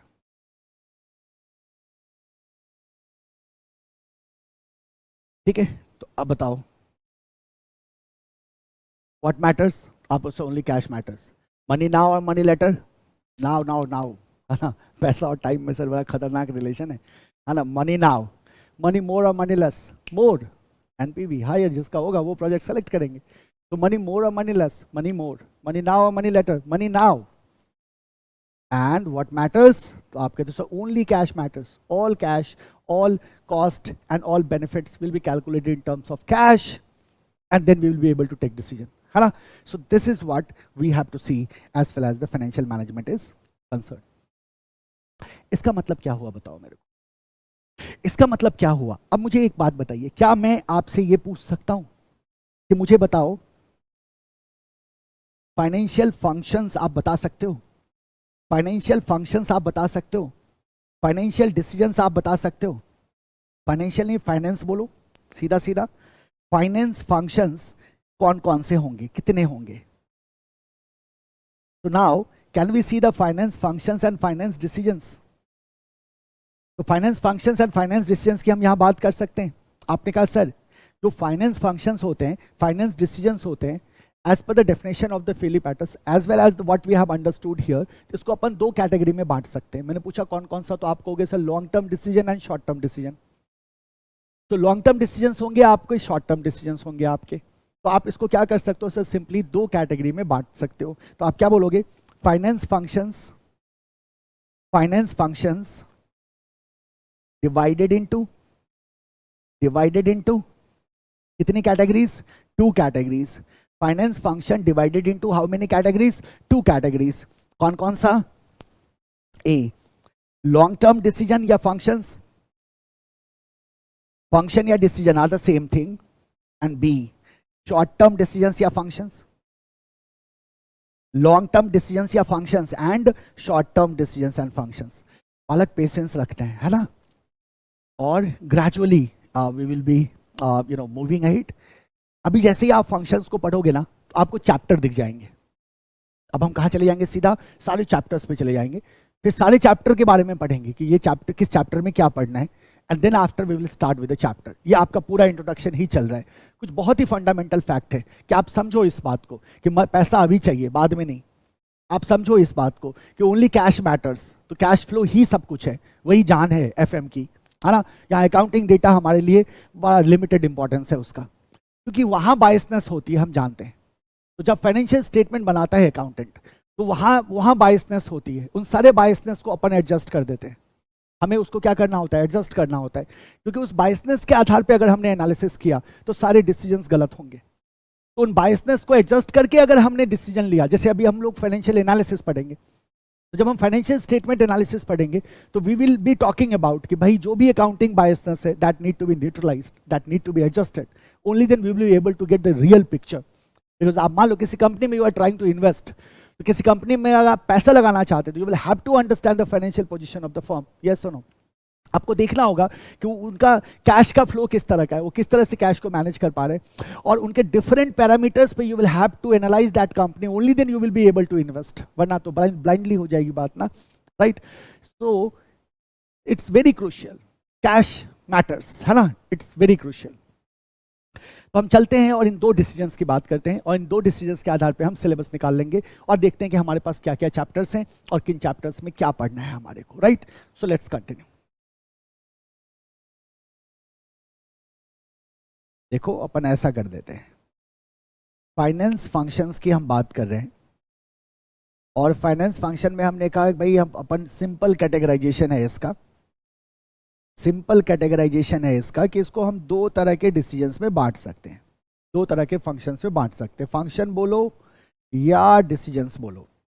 Aspect कितने हैं, दो, मेन एस्पेक्ट ऑफ एफएम दो, एंड फाइनेंसिंग डिसीजन कितनी कैटेगरीज में, दो कैटेगरीज में, long term and short term. देखो हमारे पास क्या है, एक तो हो गया हमारे पास लॉन्ग टर्म, और दूसरा हो गया हमारे पास short term, long term and short term. अब ध्यान से सुनना मेरी बात को, राइट। लॉन्ग टर्म डिसीजंस में हमारे पास 3 डिसीजंस आते हैं। लॉन्ग टर्म डिसीजंस में हमारे पास 3 डिसीजंस आते हैं। कौन कौन से डिसीजंस आते हैं? सबसे पहला डिसीजन है हमारा, द फर्स्ट डिसीजन, अगर मैं इसको ए कर दूं तो that is the investment decisions. पहला डिसीजन आ गया हमारा इन्वेस्टमेंट डिसीजंस, इसकी बात की थी अभी हमने। Second decision is financing decisions. Investment decision के बाद जो दूसरा इंपॉर्टेंट डिसीजन हमारे को लेना होगा that is the financing decisions. Financing decisions के बाद तीसरा एक इंपॉर्टेंट डिसीजन आता है हमारा, that is our dividend decisions. That is our dividend decisions. तो investment decision, financing decision and dividend decisions, right. ये 3 डिसीजंस आते हैं हमारे लॉन्ग टर्म में। As far as short term is concerned, इसमें आ गया मेरे पास D. Here we have WCM। Now what is WCM? Working capital management. So we have working capital management in our short term decisions. So अगर देखा जाए total तो कितने हो गए आपके? 4। कितनी कैटेगरीज में बांटा है आपने? 2 कैटेगरीज में बांटा है। तो यानी कि फाइनेंस फंक्शंस में हमारे पास 4 मेजर फंक्शंस हैं।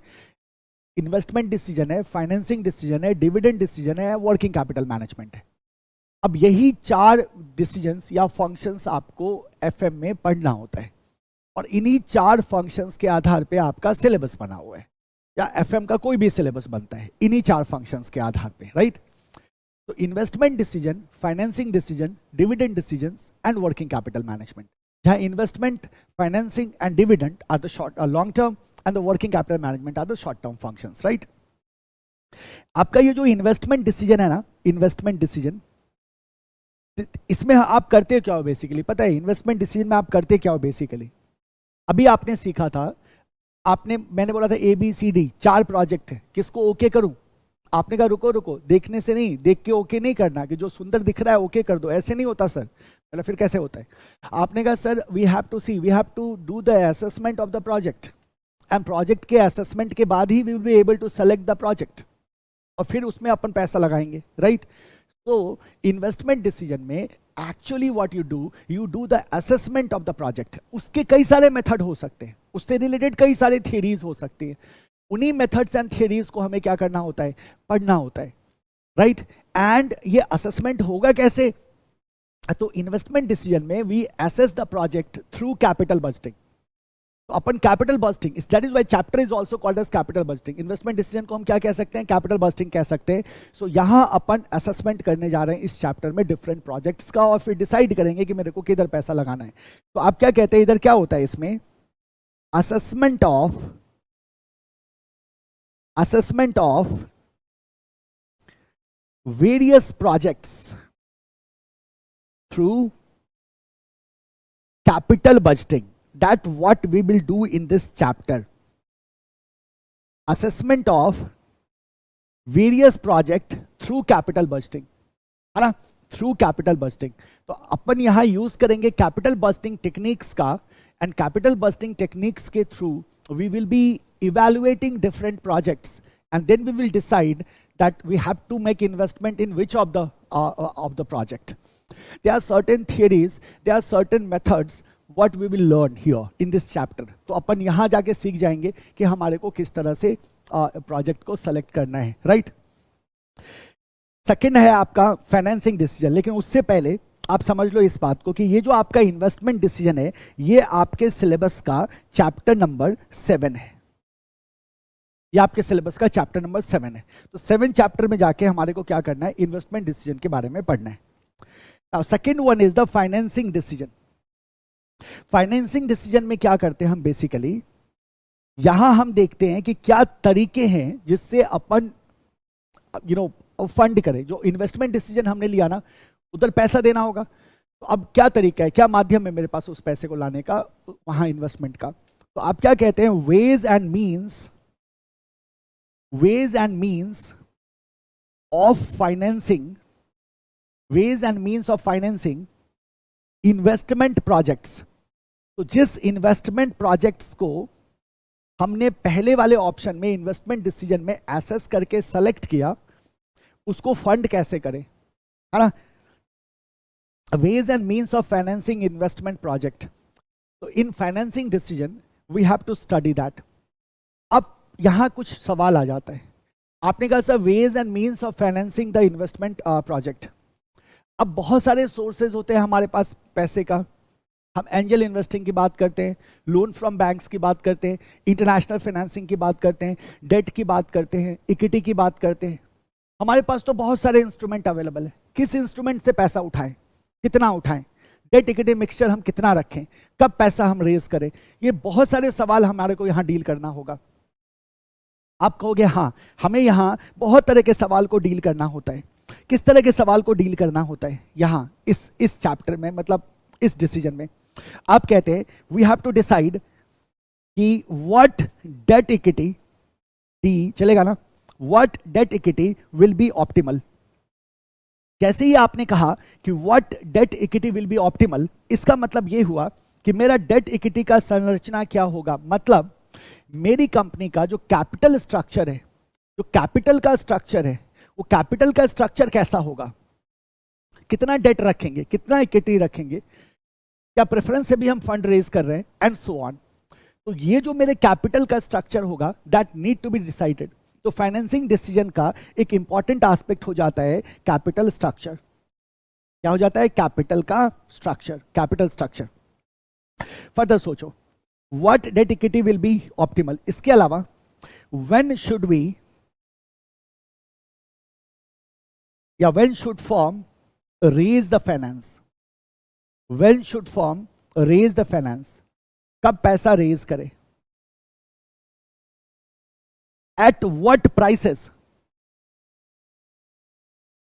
It should offer its security. अगर मान लो सिक्योरिटी के थ्रू फंड रेज कर रहे हैं तो किस प्राइस पे फर्म अपने सिक्योरिटी को ऑफर करे, and so on etcetera, and capital market कौन सा एक्सेस करे, and so many things need to be decided here. So जरा देखो आप, अगर आप बात करो कि ये डिसीजन लेगा कौन, मैनेजर, तो कौन सा डेट इक्विटी हमारा ऑप्टिमल होगा, क्या सोर्सेज होंगे, कब हम फंड रेज करें, and so on, these questions need to be answered. तो आपको नहीं लग रहा है कि सर जो फाइनेंस मैनेजर होगा ना, they must have very sound knowledge of sources of fund. क्योंकि होगा क्या कि सर हर एक सोर्स के अलग अलग कॉस्ट आता है। अगर मैंने डेट रेज किया ना तो उसका कॉस्ट और इक्विटी के कॉस्ट में फर्क होता है। इक्विटी वाले को ज़्यादा रिस्क होता है, तो इक्विटी वाले ज़्यादा लालची होते हैं, वो बोलते हैं भाई मैं ज़्यादा रिस्क ले रहा हूँ, मेरे को ज़्यादा पैसा चाहिए, तो वहाँ इक्विटी का कॉस्ट जो है वो डेट से ज़्यादा हो जाता है। तो अब डेट का भी कॉस्ट है, इक्विटी का भी कॉस्ट है, तो जाहिर सी बात है हम कैसे समझें, हम कहाँ से पैसा उठा लें बिना इस बात को समझे हुए कि जो कैपिटल हम रेज कर रहे हैं उसका कॉस्ट क्या है। अब डेट के फायदे भी हैं, डेट हमें लेवरेज देता है, तो हमारे को इस बात का भी समझना हमारे लिए जरूरी है कि क्या लेवरेज हम गेन कर सकते हैं। तो जब हम फाइनेंसिंग डिसीजन की बात करते हैं तो इधर अपन 3 चैप्टर को प्लेस करेंगे। एक होता है कॉस्ट ऑफ कैपिटल, एक होता है कैपिटल स्ट्रक्चर और एक होता है लीवरेज। तो cost of capital, capital structure and leverage, in 3 chapter को हम रखेंगे फाइनेंसिंग डिसीजन में। सेकेंड, आपने कहा कि finance manager must have a very sound knowledge of type of financing. याद रखना है इस बात को, क्योंकि अगर आपको सोर्सेज ऑफ फंड ही नहीं मालूम है, अगर आपको टाइप्स ऑफ फाइनेंसिंग ही नहीं मालूम है, तो आप फाइनेंसिंग डिसीजन लोगे कैसे। तो आप क्या कहते हैं कि आप क्या बोलोगे, to take such decisions finance manager must have sound knowledge of types of financing, sound knowledge of types of financing। तो यहां अंडर दिस, ये जो आपका टाइप्स ऑफ फाइनेंसिंग है, ये है आपका चैप्टर नंबर 2। ये क्या है आपका चैप्टर नंबर 2, चैप्टर नंबर 2, ठीक है। और इस एरिया में फाइनेंसिंग डिसीजंस में हम यहां क्या करते हैं, 3 चैप्टर को जगह देते हैं। कितने चैप्टर को जगह देंगे, 3 चैप्टर को हम यहां जगह दे देंगे। Chapter number 4, chapter number 5 and chapter number 6। अब जरा देखो ये चैप्टर कौन कौन से हैं जिसकी मैं बात कर रहा हूं। चैप्टर नंबर 4 जो है ये है आपका cost of capital. Chapter number 5 जो है ये है आपका capital structure. And chapter number 6 जो है ये है आपका leverages. This is your leverages. तो अपन इस हेड में सेकेंड डिसीजन में 4 चैप्टर को जगह दे देते हैं। Cost of capital, capital structure, leverages and the types of financing. Types of financing को भी यहां रखेंगे क्योंकि भाई आपको टाइप्स ऑफ फाइनेंसिंग पता होनी चाहिए, right. So this is our second decision which is called as dividend decision. Third decision है हमारे पास, sorry financing decision. Third decision है हमारे पास डिविडेंड डिसीजन। डिविडेंड दे या ना दे, कितना दे, डिविडेंड पॉलिसी क्या होगी, इसको डिसाइड करना होगा हमें। आपको याद होगा अभी हमने क्या देखा था, हम EAT तक गए थे, याद है आपको। हमने क्या कहा था कि सर जो सेल है मेरा, वेरिएबल कॉस्ट को माइनस किया तो कंट्रीब्यूशन आ गया, फिक्स कॉस्ट को हटाया तो earning before interest and taxes. अभी आप नोमेनक्लेचर पे परेशान मत होना, एब्रीविएशंस मैं सारी डिटेल में बताऊंगा आपको। इंटरेस्ट हटाया, अर्निंग बिफोर टैक्सेस आ गया, टैक्स हटाया, अर्निंग आफ्टर टैक्सेस आ गया। और हमने क्या कहा, ये जो अर्निंग आफ्टर टैक्सेस है, अब इसका कितना पोर्शन जो है हम रिटेन करें और कितना पोर्शन हम डिस्ट्रीब्यूट करें as a profit to the shareholders. तो ये जो डिस्ट्रीब्यूशन पॉलिसी है हमारी डिविडेंड की, इसको हमें डिसाइड करना होता है कि कितना पोर्शन। अच्छा, इसमें बहुत बहुत बहुत सारे एस्पेक्ट है जो आपको सीखना होता है उस समय, कि कितना डिविडेंड दें या ना दें, रेगुलर डिविडेंड देना। अच्छा, डिविडेंड का इंपैक्ट होता है वैल्यू ऑफ फर्म पे, सारे डिसीजन का इंपैक्ट होता है वैल्यू ऑफ फर्म पे। मुद्दा ही हमारा वही है, मेन मुद्दा है, शुरू में ही हम उसको स्टैब्लिश कर चुके हैं। तो डिविडेंड का इंपैक्ट वैल्यू ऑफ फर्म पे होता है। तो डिविडेंड पॉलिसी जो है दैट बिकम्स वाइटल। और हम क्या करते हैं इस चैप्टर में डिविडेंड डिसीजन वाले चैप्टर में हम डिविडेंड पॉलिसीज को डिसाइड करते हैं। तो यहां क्या बोलेंगे, सिंपल तरीके से अगर मेरे को यहां इसको लिखना हो तो, है ना, यही लिख देते हैं। क्या डिसाइड करते हैं, distribution policy of firm. Distribution policy of firm, firm का डिस्ट्रीब्यूशन पॉलिसी क्या है, प्रॉफिट डिस्ट्रीब्यूशन किस तरह से हो रहा है, प्रॉफिट डिस्ट्रीब्यूशन किस तरह से हो रहा है, डिविडेंड डिस्ट्रीब्यूशन किस तरह से हो रहा है। तो डिस्ट्रीब्यूशन पॉलिसी ऑफ फर्म को we will study here in the dividend decision. इसके भी कई सारे मॉडल हैं, कई सारे थियरीज हैं, हमें देखना है उन थियरीज को, उन टेक्निक्स को, जिसके आधार पर हम डिसाइड करते हैं कि भाई बेस्ट पॉलिसी हमारी कौन सी होगी। हाँ, साथ ही साथ ये भी ध्यान में रख लेना है कि ये इंपैक्ट करता है किसको, वैल्यू ऑफ फर्म को। VF लिखा है ऐसा मैंने, इसका मतलब वैल्यू ऑफ फर्म। ये किसको इंपैक्ट करता है, वैल्यू ऑफ फर्म को इंपैक्ट करता है। फाइनेंसिंग भी, इन्वेस्टमेंट भी, डिविडेंड भी, सारे डिसीजन वैल्यू ऑफ फर्म को इंपैक्ट करेंगे। तो this is all about your long term decisions. अब आ जाओ शॉर्ट टर्म डिसीजंस पे। तो मेरा वर्किंग कैपिटल मैनेजमेंट क्या है, शॉर्ट टर्म डिसीजंस है, and that is why we can also call it short term financial management. क्या कह सकते हैं इसको, शॉर्ट टर्म फाइनेंशियल मैनेजमेंट। कह सकते हैं या नहीं कह सकते हैं, बिल्कुल कह सकते हैं। शॉर्ट टर्म फाइनेंशियल मैनेजमेंट यहां क्या डील करते हैं, तो day to day financial activities, day to day financial activities, day to day financial activities को हम यहां डील करते हैं। Day to day financial activities, इसका मतलब क्या हुआ बताओ तो जरा, सिंप्लीफाई करो इसको बैलेंस शीट के लैंग्वेज में। इसका मतलब क्या हो गया, तो हम बोलते हैं सर इसका मतलब हुआ deals in current asset and current liabilities, CA and CL। यहाँ की किस में डील करना है, current assets and current liabilities में डील करते हैं when we talk about the working capital management. So this is your syllabus. अब जरा गौर करना, ये जो मेरा डिविडेंड डिसीजन है ना, ये है मेरा चैप्टर नंबर 8, चैप्टर नंबर 8, ठीक है। और ये जो वर्किंग कैपिटल मैनेजमेंट है ना, ये है हमारा चैप्टर नंबर 9, चैप्टर नंबर 9। तो देखो क्या क्या आ गया आपके पास। So you have chapter 4, in fact हाँ, you have chapter 4, chapter 5, chapter 6, फिर चैप्टर 7, है ना, चैप्टर 8 डिविडेंड डिसीजन, और फिर चैप्टर 9 आपके पास क्या आ गया, वर्किंग कैपिटल मैनेजमेंट। इधर चैप्टर 2 आपके पास आ गया टाइप्स ऑफ फाइनेंसिंग। 2 चैप्टर बच गए, चैप्टर 1 एंड चैप्टर 3, है ना। तो अब जरा देखो, 2 चैप्टर बच गए, चैप्टर 1 एंड चैप्टर 3। चैप्टर 3 जो है वो है रेशियो एनालिसिस,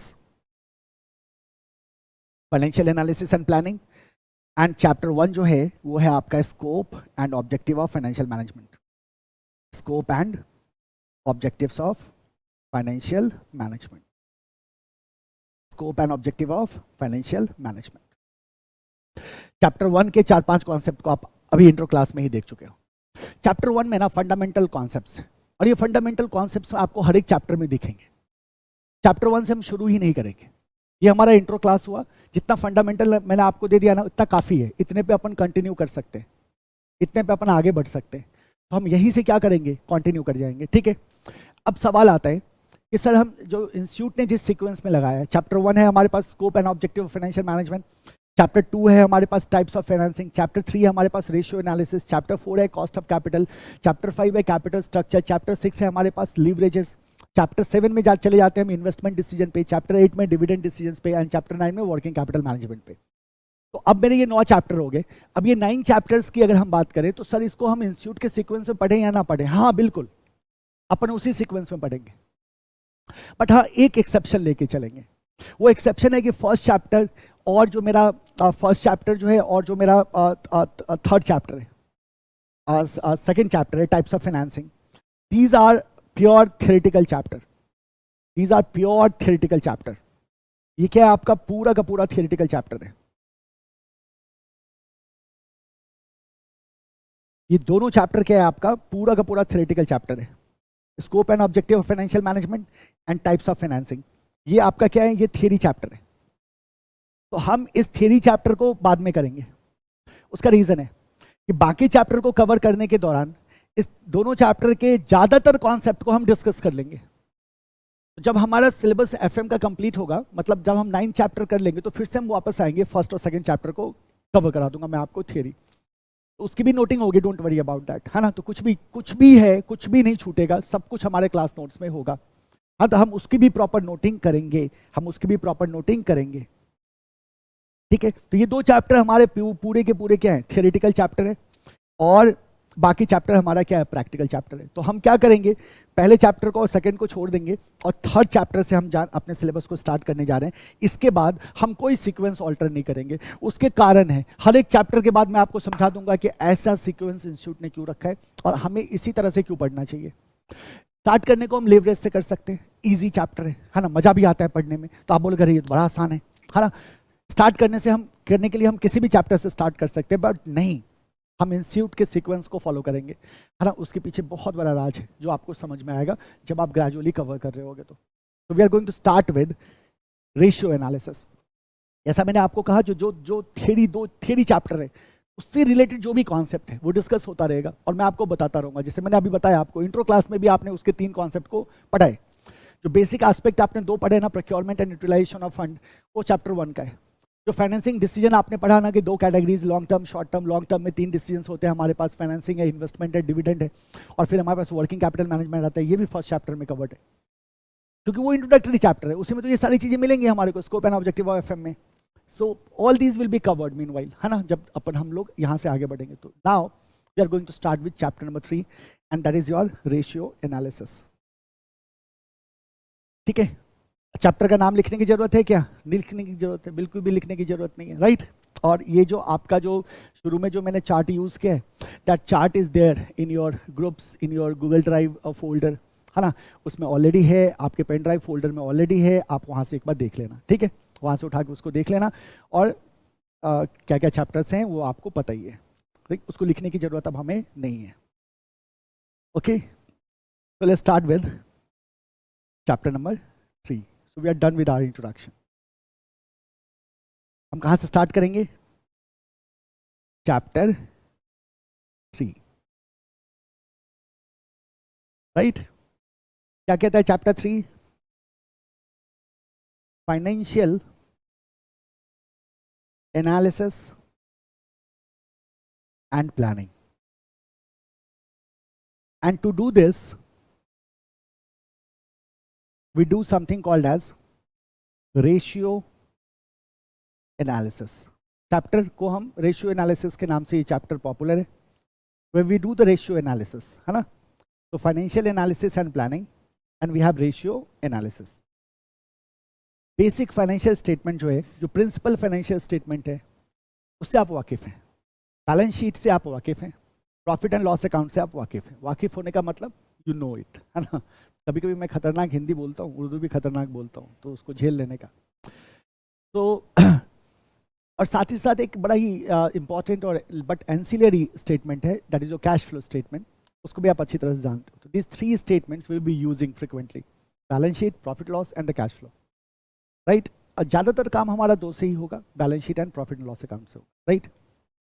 तो जाहिर सी बात है, मुझे आपको अकाउंट्स का इंट्रोडक्शन देने की जरूरत नहीं होगी, स्टेटमेंट्स का इंट्रोडक्शन देने की जरूरत नहीं होगी। लेकिन जब हम रेशियोज़ को पढ़ना शुरू करेंगे, तो रेशियोज़ को पढ़ना जब हम शुरू करेंगे, तो I will give you a brief introduction meanwhile, मतलब जब when will start solving bigger questions. तो शुरू में तो नहीं, शुरू में तो will start with the ratio simple, और जब हम आगे बढ़ेंगे और हम बड़े क्वेश्चंस को सॉल्व करेंगे, then I will be giving introduction of the financial statement, और कुछ कंपनी के फाइनेंशियल स्टेटमेंट को हम एनालाइज करने वाले हैं हमारी इस क्लास में, राइट। तो हम देखेंगे कि कंपनीज के फाइनेंशियल स्टेटमेंट में रेशियोज़ को हम किस तरह से एनालाइज करते हैं और किस तरह से हम अपने डिसीजन मेकिंग को करते हैं। तो इस चैप्टर में फाइनेंशियल एनालिसिस एंड प्लानिंग में मोर और less you will be finding 40+ ratios. 35 ratios approximately ऐसे हैं जो इंपॉर्टेंट है, जो रिपीटेडली यूज होता है क्वेश्चंस में। डिफरेंट चैप्टर्स में भी आपको रेशियो का यूज दिखाई देगा, ठीक है। तो याद रखना कि ये जो चैप्टर है ना, इसका इंपैक्ट आपको हर एक चैप्टर में दिखाई देगा, because in different chapters different types of ratio will be used. दूसरी बात कि इसको यहाँ से शुरू करने का एक बेसिक आइडिया ये है कि अगर रेशियोज पता होते हैं और तीनों स्टेटमेंट का एक हमारा गो थ्रू हो जाएगा, तो आगे जाके हमारे लिए ये क्या होगा, फायदा ही करेगा। सो हम स्टार्ट करने जा रहे हैं financial analysis and planning, ratio analysis, your chapter number 3। सबसे पहले और सबसे इंपॉर्टेंट इस बात को समझना है कि हम फाइनेंशियल एनालिसिस करते ही क्यों हैं, और फिर अपन रेशियो के बारे में बात करेंगे कि रेशियो क्या होता है, कैसे इसको हम यूज़ करते हैं एंड सो ऑन। कितने तरह के रेशियोज हैं, ये सब हम बाद में बात करेंगे। सबसे पहला सवाल है कि what is the need of financial analysis, है ना। यहाँ से शुरू करो। अगर हम बात करें फाइनेंशियल एनालिसिस की, तो आखिर फाइनेंशियल एनालिसिस की हमारे को क्या ज़रूरत है, क्या नीड है, इसको हम कैसे जस्टिफाई कर सकते हैं, क्या होता है फाइनेंशियल एनालिसिस का, हमारे को क्या फ़ायदा है। तो अब बताओ कि जो फाइनेंशियल एनालिसिस करेगा उसको क्या बुलाओगे, फाइनेंशियल एनालिस्ट बुलाओगे ना। आप सिंपली क्या कहते हैं, financial analysis enables financial analyst to diagnose financial performance of the company। अगर किसी भी कंपनी का फाइनेंशियल परफॉर्मेंस हमारे को डायग्नोज करना हो, फाइनेंशियल परफॉर्मेंस को हमें समझना हो, किसी भी कंपनी का फाइनेंशियल परफॉर्मेंस को हमें समझना हो, फाइनेंशियल पोजीशन को हमें समझना हो, फाइनेंशियल हेल्थ को हमें डायग्नोज करना हो, तो फिर we will have to do the financial analysis. हमें क्या करना होगा, फाइनेंशियल एनालिसिस करना होगा। फाइनेंशियल एनालिसिस में हम फाइनेंशियल स्टेटमेंट को एनालाइज करते हैं। अब यहाँ एक कंसर्न आता है कि फाइनेंशियल स्टेटमेंट में तो अकाउंटिंग डेटा होता है जिसमें बायसेस होते हैं, तो अगर वो बायसेस हैं तो फिर ये एनालिसिस हमारे को सही रिजल्ट कैसे देता है। जैसा कि अभी हमने प्रीवियसली डिस्कस किया था इस बात को कि जाहिर सी बात है जो भी अकाउंटिंग बायसेस हैं दोज आर एडजस्टेड। अगर हमने अकाउंटिंग बायसेस को एडजस्ट करके एनालिसिस किया तो जाहिर सी बात है we will be able to understand the financial health of the company. और इसी पर्पज से फाइनेंशियल एनालिस्ट क्या करता है, एनालिसिस करता है। और इस एनालिसिस में रेशियो एनालिसिस को हम यूज करते हैं, जिसके मदद से डिफरेंट अकाउंटिंग फिगर्स को we do the comparative analysis. होता क्या है कि अगर हम कोई इंडिविजुअल अकाउंटिंग फिगर ले लें, इंडिविजुअल अकाउंटिंग फिगर के आधार पे कुछ भी कंक्लूड करना बहुत मुश्किल होता है। लेकिन जब हम रिलेशन देखते हैं अकाउंटिंग फिगर्स का आपस में, तो in that case comparison become very easy, right. So what we say that the financial analyst use financial analysis to understand the financial health of the company or the financial performance of the company, ठीक है। अब अगर मैं आपसे यहां सवाल पूछूं, how how financial analysis gives you the understanding of financial performance. अब ये लिखने का तरीका है, ये एरोज वगैरह करके आपको भी ऐसे ही करना है। क्विक रिवीजन होगा, ज़्यादा थियरी तो पे हमें काम करना नहीं है, बट सफिशियंट थियरी होना चाहिए कि भाई समझ में आए, बाद में ऐसा ना हो कि सिर्फ फॉर्मूला ही फॉर्मूला हो और बैठ के उसको क्या कर रहे हैं, उसको रटना शुरू कर दे। हमें रटना नहीं है कुछ भी, एक भी रेशियो आपको याद नहीं करना है, सारे रेशियो नेचुरली निकल के आएंगे। So just a focus. So how it is so? How analysis gives us the understanding of financial performance of the company. तो इसको हम कैसे जस्टिफाई कर सकते हैं, इसको हम कैसे बता सकते हैं, है ना। सो इसको आंसर करने से पहले अब जरा गौर करो। Financial analysis gives financial analysts या managers, shareholders and investors etc.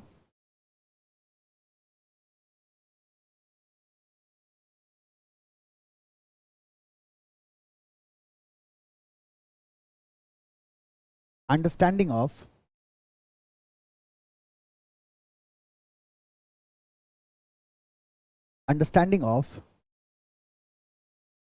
सबसे पहला फाइनेंशियल एनालिसिस मैनेजर्स को, शेयर होल्डर्स को या इन्वेस्टर्स को किस चीज की अंडरस्टैंडिंग देती है? सबसे पहला फाइनेंशियल परफॉर्मेंस, पहले पोजीशन ले लो, फाइनेंशियल पोजीशन ऑफ फर्म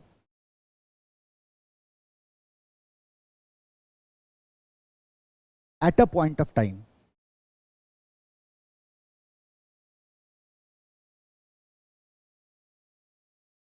ठीक है। नंबर 2,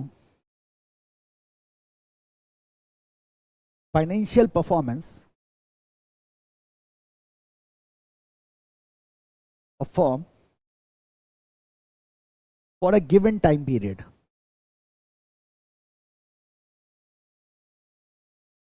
एंड तीसरा आ जाओ, what have been sources and uses of cash over a given time period.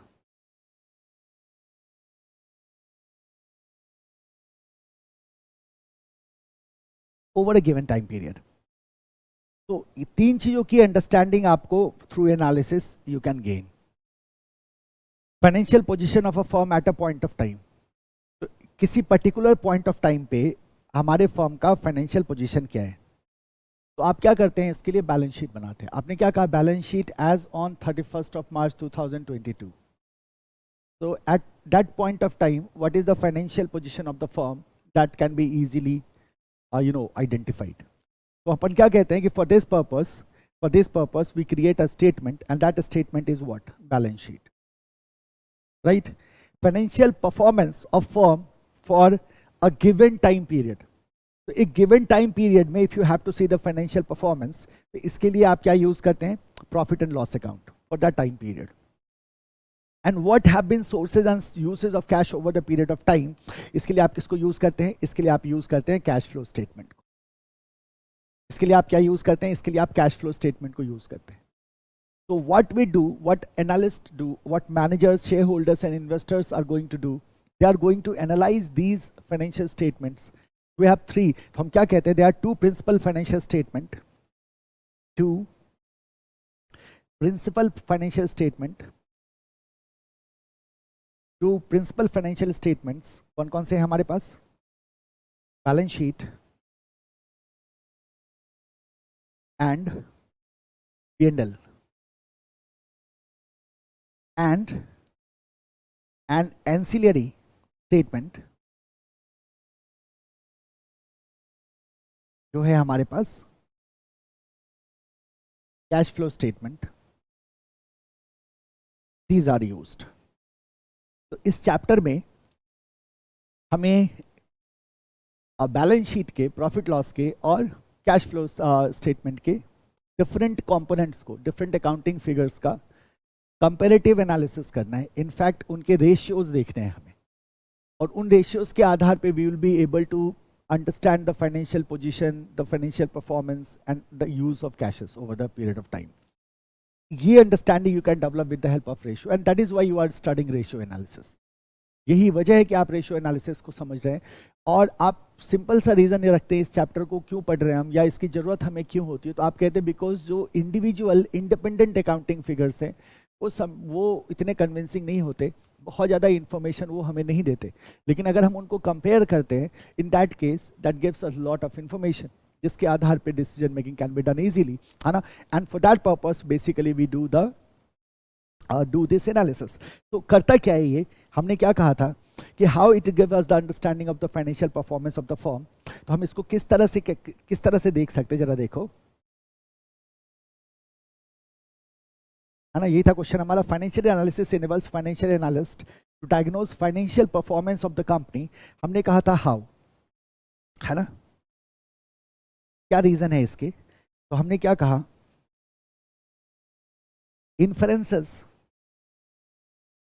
inferences can be drawn in raw data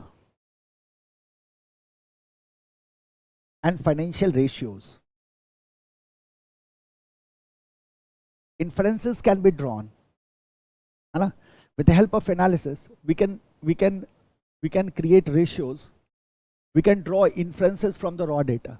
तो हमने कहा बैलेंस शीट है, प्रॉफिट लॉस है, हम क्या कर सकते हैं, रेशियोज क्रिएट कर सकते हैं, रेशियोज बना सकते हैं, और रेशियोज के आधार पे we can draw some inferences, we can get some information, more relevant information. Second में क्या कर सकते हैं, inter firm comparisons can be done. अब सेम इंडस्ट्री में, है ना, डिफरेंट कंपनीज हैं, अगर हमें उनके परफॉर्मेंस को कंपेयर करना है आपस में, and we have the ratios of both of the company, so we can easily compare them. So inter-firm comparisons can be done with the help of what? Analysis. और हम कहते हैं it is effective. It is effective, लेकिन कब? जब हमने कहा था accounting biases are adjusted. Accounting biases are adjusted. है ना? With the help of financial analysis, we can draw inferences. With the help of financial analysis, we can do the inter-firm comparison. As far as biases, accounting biases are concerned, that can be adjusted, है ना। Financial ratios हमारे को क्या देता है, clear picture देता है, financial position of the firm को समझने में हमारी मदद करता है, परफॉर्मेंस को समझने में हमारी मदद करता है, कैश यूसेज को समझने में हमारी मदद करता है। Inter firm comparison can be done. As an investor we can decide कि हमारे को इस फर्म में इन्वेस्ट करना है या नहीं करना है। And for that purpose we have different types of ratios, है ना। तो डिफरेंट टाइप्स ऑफ रेशियोज को हमें क्या करना है, पढ़ना है।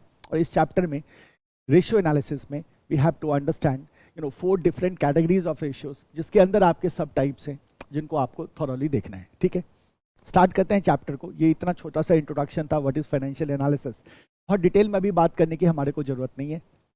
हम करने क्या जा रहे हैं, इस सेशन को हम यहाँ रोकेंगे। This is our first introduction lecture, तो बहुत डेप्थ में नहीं जाएंगे, चैप्टर में ज़्यादा एंटर नहीं करना है हमें।